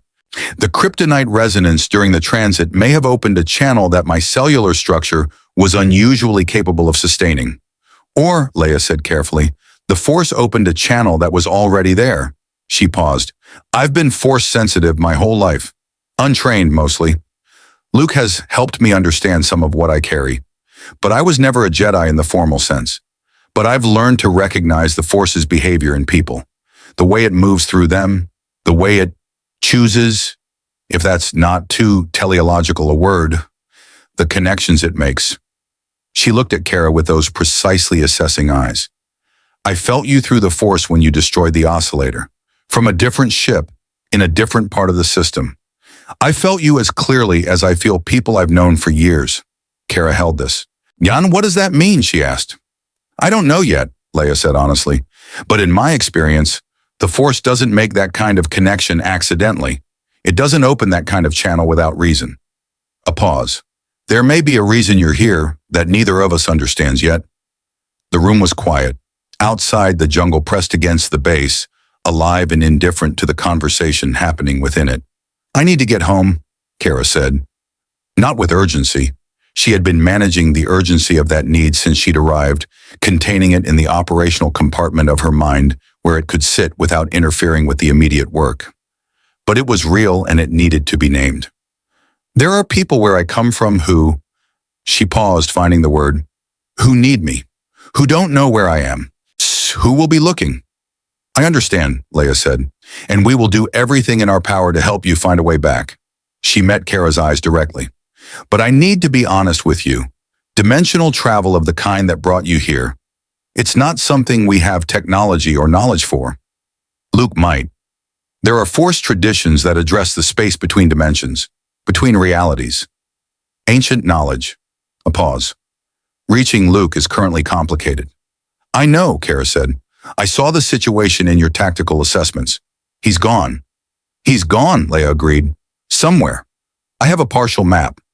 Rey, the young woman we sent to find him, she has it. A pause. She hasn't returned yet. Kara nodded. She had felt the bright force presence she'd identified on Starkiller Base. The vivid, intense clarity of it, and had not yet connected it to a name or a face, but she stored the connection now, filed it alongside everything else she was building. Then I'm here for a while, she said. It appears so, Leia said. They looked at each other across the table, and in the looking was the acknowledgement of everything that entailed. Not spoken, not needed to be spoken. Kara was here. The path home was unclear. The galaxy was still at war. There was work to do. She had never in her experience found herself in a situation that was not more complicated than it initially appeared. In the meantime, Leia said, and there was something in her voice now that hadn't been there at the beginning of the conversation. Not warmth exactly, Kara was revising her initial assessment. It was warmth, the real thing, the kind that arrived at the far end of trust that had been earned under pressure rather than offered freely. In the meantime, we could use you. Kara looked at her steadily. I know. The First Order is still out there. Starkiller is gone, but the First Order isn't Starkiller. It's an ideology. It's a fleet. It's thousands of true believers who are not going to stop because they lost a weapon. Leia's voice was the voice of someone who had been fighting this particular shape of enemy in one form or another for her entire adult life. And we are, she paused, choosing precision over pride. We are small. We are always small. The resistance is not an army. It's the people who couldn't look away. That's usually who wins, Kara said, the almost smile again, fuller this time. We'll see, Leia said. She was given a room in the base's residential section, small, functional, a bunk and a desk and a viewport that looked out into the jungle. She stood at the viewport for a long time after the base had settled into its night rhythm, the star having set below the tree line and the planet's moons providing the cool, blue-white light that was useless to her as an energy source, but was nevertheless beautiful in the way that moonlight was beautiful. Reflected, borrowed, everything it was coming from something else. She opened her senses fully for the first time since arriving on Dakar. Not defensively, not tactically, just openly, the way she opened her hearing in quiet moments on Earth, when she let herself simply be present with the world around her, rather than monitoring it.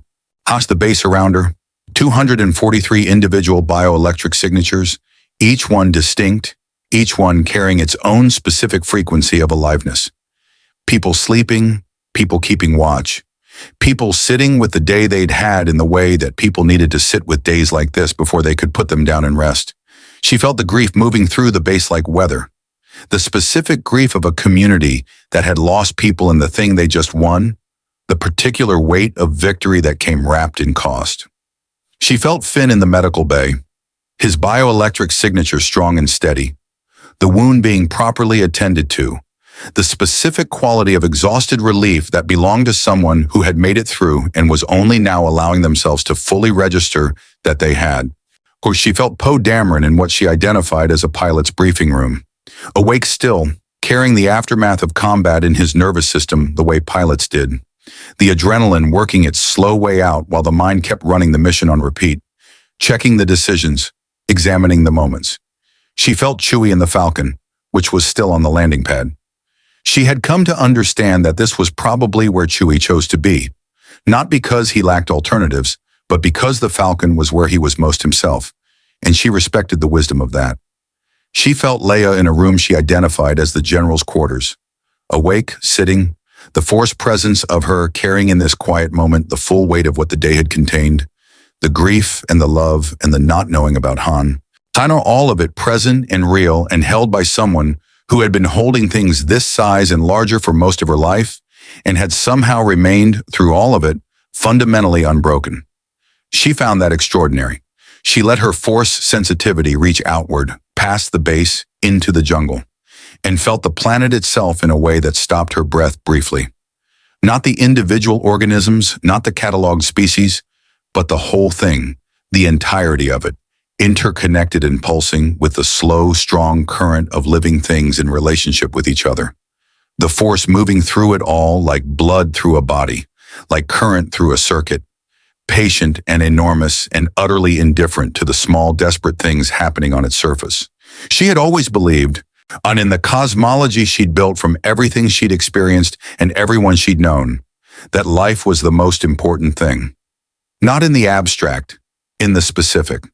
Each individual life, each particular person, each unrepeatable arrangement of consciousness and experience and love and loss that made up the interior of a human being, or a Kryptonian, or a Martian, or any of the countless other forms that living things took.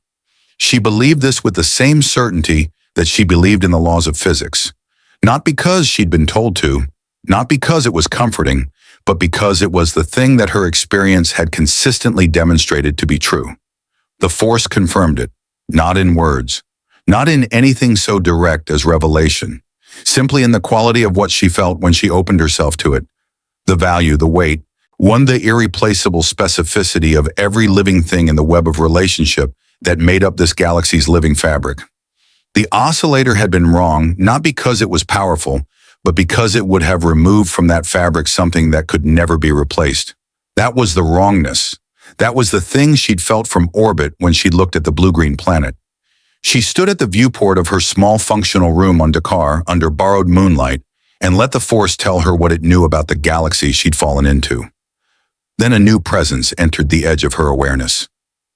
Coming from the landing pad, moving toward the base with the slow, effortful gait of someone who was injured and exhausted and had been traveling for longer than they should have been traveling in either of those conditions.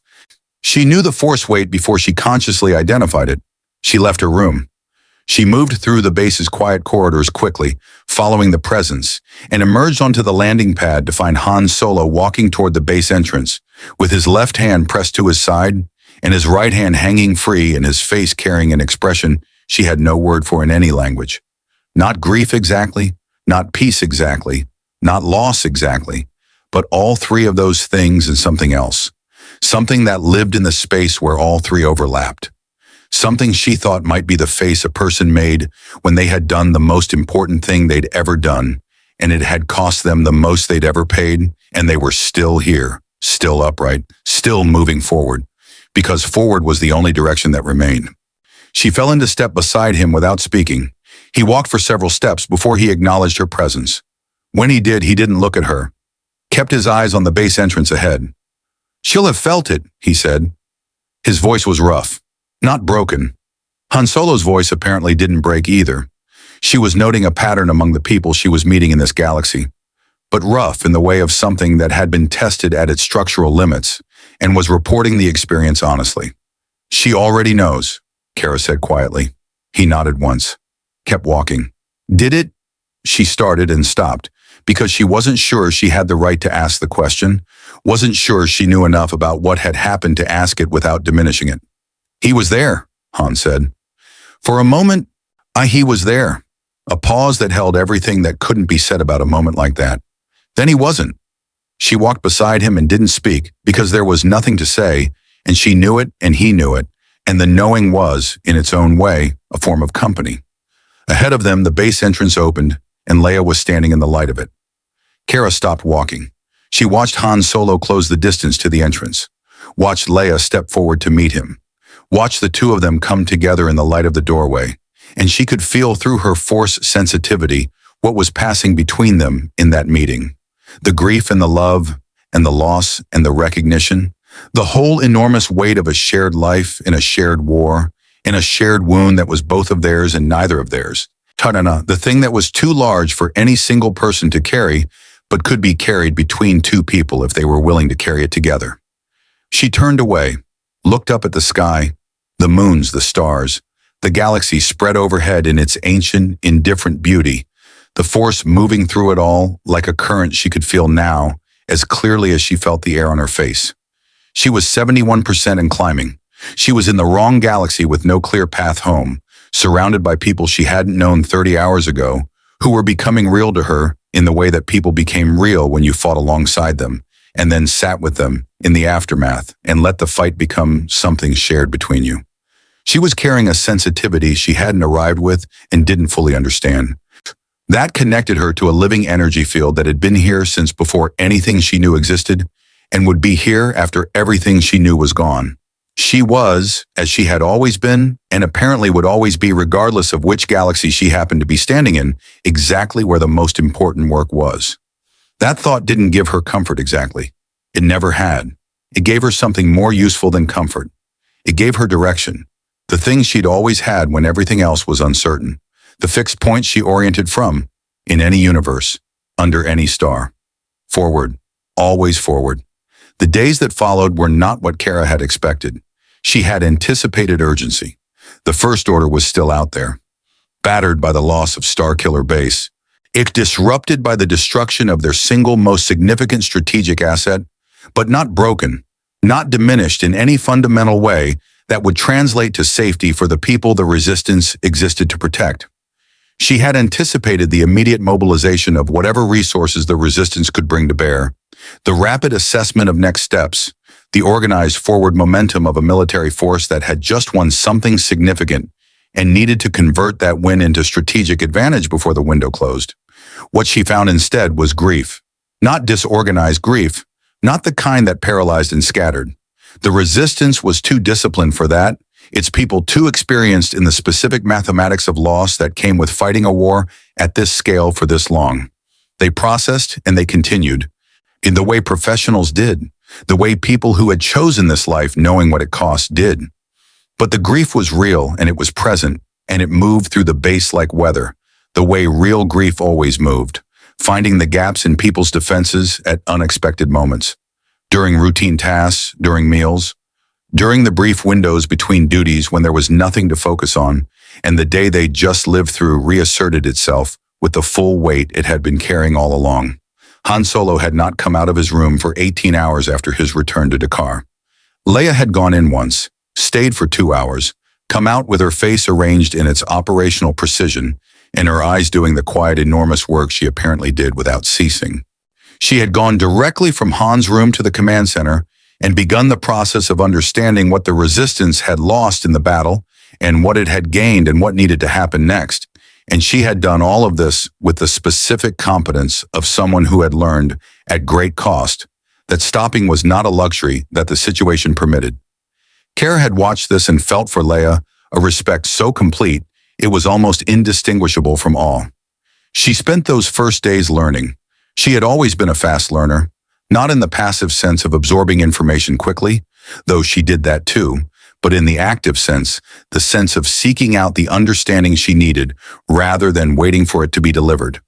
She found the Resistance's library terminal on her first full morning on Dakar and spent 6 hours reading galactic history, political structure, the rise of the Empire and its fall, and the rise of the First Order from its ashes, the Jedi and the Sith, and the 1,000 years of conflict between them, the Force traditions she could find documentation on, and the gaps in the documentation that told her as much as the content did.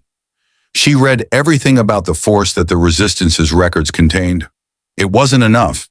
She knew that before she'd finished the first hour, the records were military and political in their orientation, built around operational need rather than philosophical depth, much carrying the kind of understanding of the Force that came from fighting alongside Force-sensitive people, rather than the understanding that came from being one.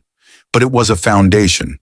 It gave her the vocabulary she needed to organize what she was perceiving through her sensitivity, to put names to the things she'd been feeling since she arrived and build a framework that could hold them. She also spent time outside. The jungle was not the same as any environment she'd spent significant time in on Earth, but it shared with all living ecosystems the quality of being deeply, complexly itself, layered and interdependent and humming with the Force in the way she was learning to recognize as the baseline signature of places where life was abundant and old, and not recently disrupted by the kind of catastrophe that left marks in the fabric of things. She would go out in the hours when the base was quiet, before the operational day fully began, and she would stand in the clearings where the star's light reached the ground directly, and she would let herself simply absorb the solar energy and the Force both, the two streams of input that were becoming her primary orientation points in this galaxy, the physical and the something more than physical, the cellular and the sensory. By the 5th day, she was at 78%. By the 5th day, she realized with the quiet surprise that came from things you hadn't noticed happening until they were complete. No longer a stranger at Dakar. It had happened in the way it always happened, in her experience. Gradually and then all at once, the people around her shifting from the category of people she'd met during a crisis into the category of people she knew. The distinction subtle but real. The difference between knowing someone's name and knowing the specific way they carried themselves when they were tired versus when they were performing tiredness. Knowing what they cared about underneath what they said they cared about. Knowing the texture of their presence in a room. Finn had found her in the library terminal on her 2nd day, and had sat down beside her without asking whether she wanted company, and had spent 2 hours asking her questions about Earth with the focused curiosity of someone who had recently had their understanding of the universe's boundaries significantly revised and was adjusting with enthusiasm rather than anxiety. She had answered everything he asked honestly, including the things that were complicated and the things that were painful, and she had asked him questions in return about his life, about the First Order, about the specific and extraordinary courage it had taken to walk away from the only thing he'd ever known, because his conscience had finally found something it couldn't negotiate around. She had liked him before. She found by the end of that conversation, one, that she admired him.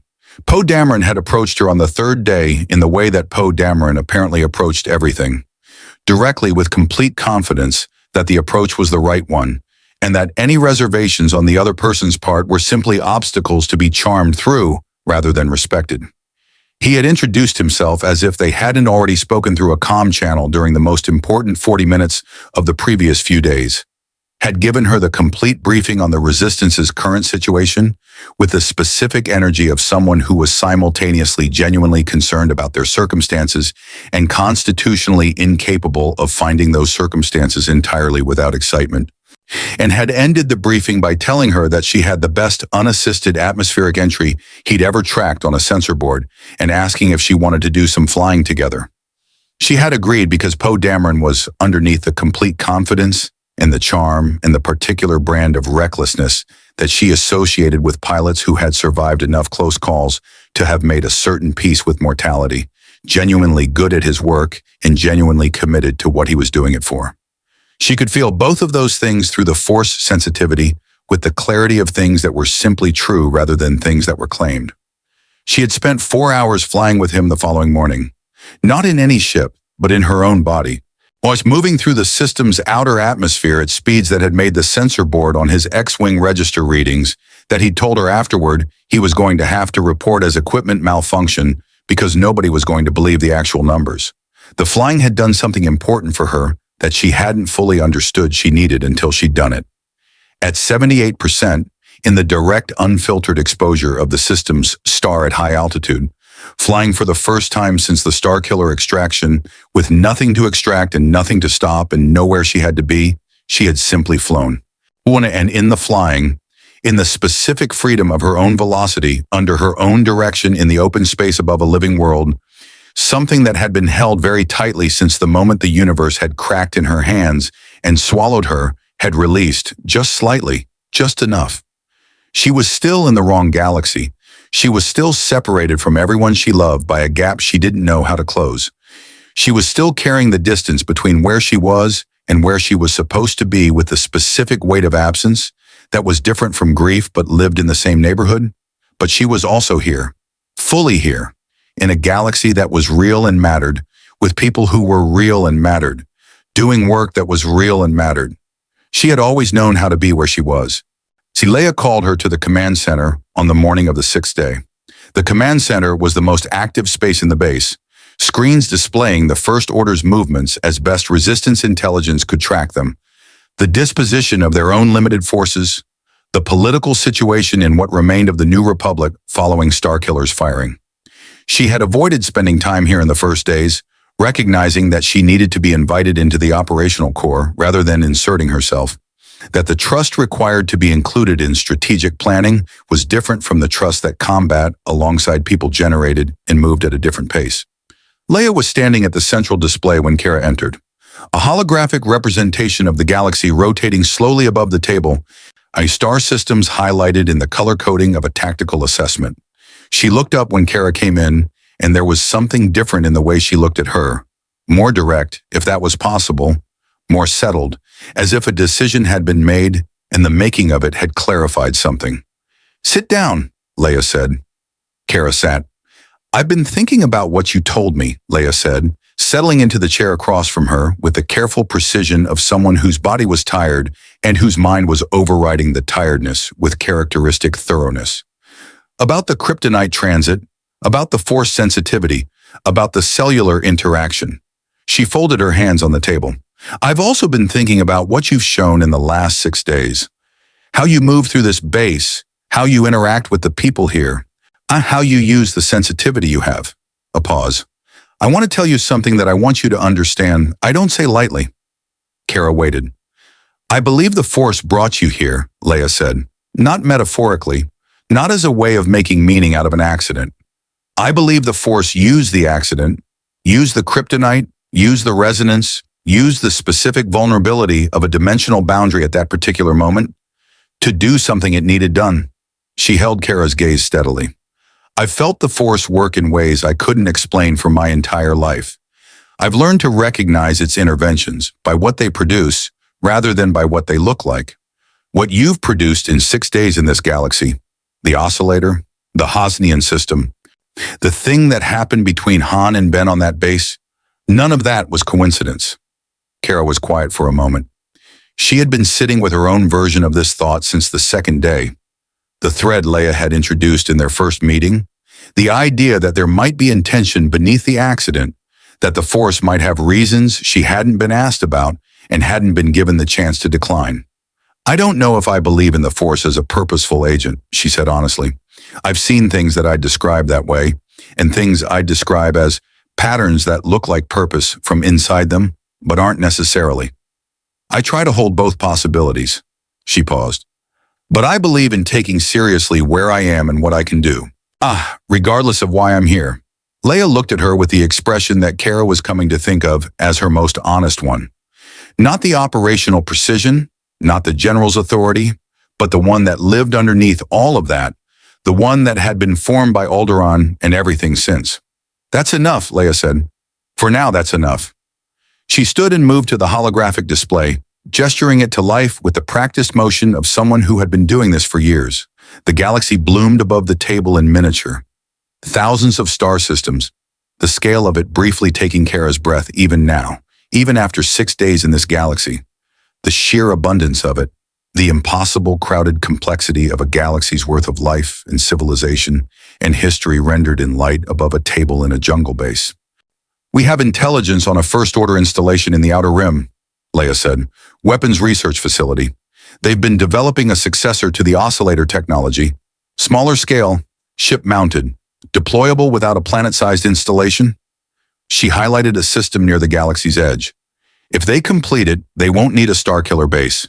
They'll have a fleet of smaller weapons that can do the same work piecemeal. She looked at Kara.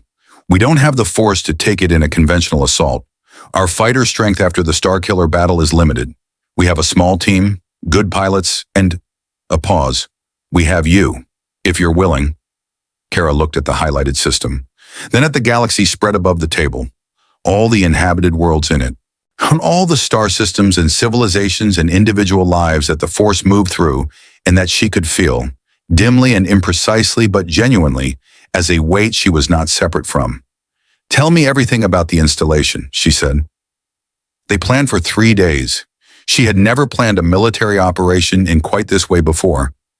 Had always been the intervention rather than the strategy, the person who arrived when the plan was already in motion, rather than the person sitting at the table building the plan from the ground up. She found somewhat to her surprise that she was good at it. Her Kryptonian mind processed tactical variables with a speed and completeness that she'd always had available but rarely had occasion to apply in this structured way. And the Force sensitivity added a dimension to threat assessment that she couldn't have articulated in technical terms, but that consistently produced better risk models than pure analytical projection. Poe led the pilot component of the planning with the specific combination of structural intelligence and intuitive deviation that she'd come to understand was his operational mode.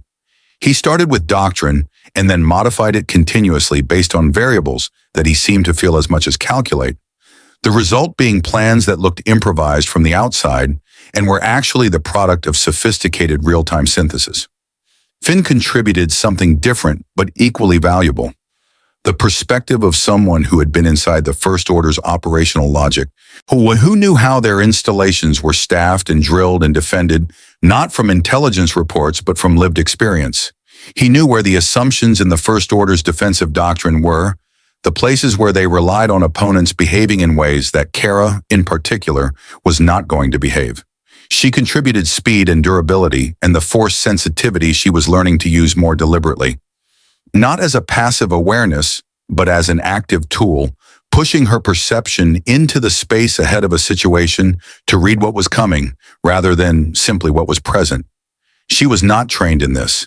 She was improvising from the framework she'd built through 6 days of reading, in observation, and the kind of learning that happened when you simply opened yourself to a new sense and let it teach you what it could do. It was, as she thought, probably doing things that a trained Force user would have recognized as either deeply unconventional or deeply wrong, or possibly both. It was also working. On the night before the mission, she walked through the base and felt it around her. The 243 signatures she'd cataloged on her first night, familiar now, each one recognizable. The texture of Dakar's community of people present to her in a way that had moved from interesting to important in the way that things moved when you'd been among them long enough. She stopped outside Leia's quarters. The Force presence inside was awake. She rarely felt it sleeping, which told her something about the pace at which Leia ran herself. She raised her hand to knock, hesitated, lowered it. There was nothing she needed to say that hadn't been said. Harina, the mission had been planned with everything available to them. The risk had been assessed and accepted. She was about to turn away when the door opened. Leia stood in the doorway in clothes that weren't her operational uniform, which somehow made her look simultaneously smaller and more herself. The person underneath the general, the woman who had been carrying all of this since she was 14 years old and had never put it down. You couldn't sleep either, she said. Not a question. I don't need much, Kara said. Leia stepped back from the doorway in a gesture of invitation that Kara accepted. The room was like everything in this base. Functional, unluxurious, marked by the specific aesthetic of someone who had stopped expecting permanence. A few personal items, and all handled with the care that people gave to things they'd carried a long time. A holographic image on the small shelf beside the bunk that Kara looked at and looked away from quickly, respecting the privacy of what it contained. They sat, Leia on the bunk, Kara in the single chair, and were quiet together in the way they learned to be quiet together, comfortable with the silence, not requiring it to be filled. I want to ask you something, Leia said eventually. Yes.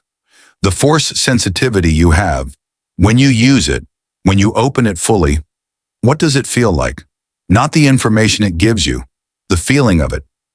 Kara considered this carefully, wanting to give Leia an honest answer, rather than a convenient one. Like being part of something too large to see the edges of, she said. Like, I've flown in space, in my own universe. And there are moments in space when you stop orienting yourself in relation to the ship or the planet or the mission, and you just exist in the scale of it, the actual scale, everything that's there, all at once. She paused. It's like that, but warm. The Force is warm, in a way that space isn't. Leia was quiet for a moment. That's the best description of it I've ever heard, she said, and I've been living with it my whole life. You should have trained, Kara said, not with judgment, with the specific regret she felt on behalf of people who had been given something extraordinary and had circumstances that prevented them from fully inhabiting it. Yes, Leia said simply. I should have. There wasn't time. There was never time. A pause. There's still not time, but there's you. And whatever the Force did to you when it brought you here, you have something that I think I need you to develop as fast as you can. For the mission tomorrow? For everything that comes after it, Leia said. The First Order is not the last enemy this galaxy is going to face. Snoke is dead. What Kylo Ren did on that base included removing Snoke. I felt that too. But something that could build Snoke doesn't disappear because Snoke does. There are things moving in this galaxy that we don't fully understand yet. Ancient things. Patient things. She looked at Kara with the particular quality of someone who has decided to share something they would normally hold more carefully. Luke went looking for the first Jedi Temple because he believed the answer to what's coming isn't in the Resistance's fighter strength or its intelligence networks. It's in understanding what the Force is and what it's been trying to do for 10,000 years. A pause. I think you might be part of that understanding. Kara sat with this. The Force moved through the room around her as she sat with it. Warm and enormous and present, the way it always was when she let herself feel it, the way she was increasingly finding she couldn't not feel it even when she wasn't trying. I don't know what I am in relation to this galaxy, she said honestly. I know what I am where I come from. Here, I'm still figuring it out. That's all any of us are doing, Leia said. They sat in the quiet of the room until the moons had moved across their arc, and the first suggestion of the system's star began to lighten the sky beyond the viewport. And then Kara stood and Leia stood, and they looked at each other in the growing light. Ready? Leia asked. Yes, Kara said. She meant it for the mission. She also meant it for everything else. The larger, less defined, more important thing that the mission was a part of, the work that was waiting on the far side of it, and the work after that, and all the work she hadn't been shown yet, but could feel ahead of her through the force like weather on the horizon, large and real and approaching. She walked out into Dakar's morning. The star was just breaking above the tree line, when its light falling across the landing pad and the ships and the people beginning to move through the base with the particular energy of a day that was going to matter. She tilted her face into it and felt the absorption begin, still slower than it should have been, still the muted efficiency of a spectrum not quite her own, but steady, reliable. 81% now, the highest she'd been since the transit. She thought about Earth, about the people there who were looking for her, about John and Alex and Clark, each of them carrying the weight of her absence in their own way, each of them refusing to stop looking in the specific ways that the people who loved her refused to stop doing anything. She sent them across whatever distance existed between dimensions, or across whatever gap the kryptonite and the force and the accident of her arrival had placed between her world and this one. Everything she had to send. Not words, not anything so structured. Just presence. Just the fact of her continuing to exist, continuing to be herself, continuing to do the work in whatever galaxy the work needed doing in. She didn't know if it reached them. She did it anyway. Then she squared her shoulders under the alien star, felt the force moving through Dakar's jungle, in the base, in the people in it, and the galaxy beyond. Felt it warm and enormous and patient and present. And she walked toward the ship that was waiting for her, with the people who had become real to her in the specific way that mattered most. Forward. Always forward. In the end, the galaxy far, far away did not know what to make of Kara Zor-El. It had no category for her, no prophecy in any Jedi archive, no warning in any Sith holocron, no legend in any culture across any of its millions of inhabited worlds that had anticipated the arrival of a being from beyond the dimensional boundary. A woman from a dead planet, empowered by starlight, carrying in her cellular structure the impossible intersection of Kryptonian biology and force sensitivity that had never existed before and would never exist again in exactly this form. The First Order called her a weapon because that was the only language available to an organization that had reduced everything to instruments of power. The Resistance called her an ally, because that was the honest truth of what she had become in the space of 6 days in a battle and the quiet hours between missions when people learned each other in the ways that mattered most. The Force, which had no need of language, simply moved through her as it moved through everything, warm and enormous and patient, the current underneath all currents, indifferent to categories and faithful to something older and deeper than any name anyone had ever given it. She had destroyed a weapon aimed at 1 billion lives. She had walked through the heart of the First Order's greatest installation and come out the other side with her integrity intact and her resolve undiminished. She had felt the Force reshape her in ways she was still learning to understand, still learning to inhabit, and still learning to use in the service of the work that was always in any galaxy waiting to be done. She had not found her way home, but she had found something that every person who had ever been lost and remained themselves in the lostness understood. She had found the fixed point, the thing that didn't change regardless of which star was overhead, or which war was being fought, or how far she was from the people who knew her name. She knew who she was. She knew what she was for. The galaxy had survived invasions before. It would survive what was coming. And somewhere in the vast, starlit, force-threaded expanse of it, a Kryptonian woman was flying toward the next thing that needed stopping, carrying the light of a star that wasn't quite hers toward people who needed it anyway. The Force was with her. It always had been. It always would be.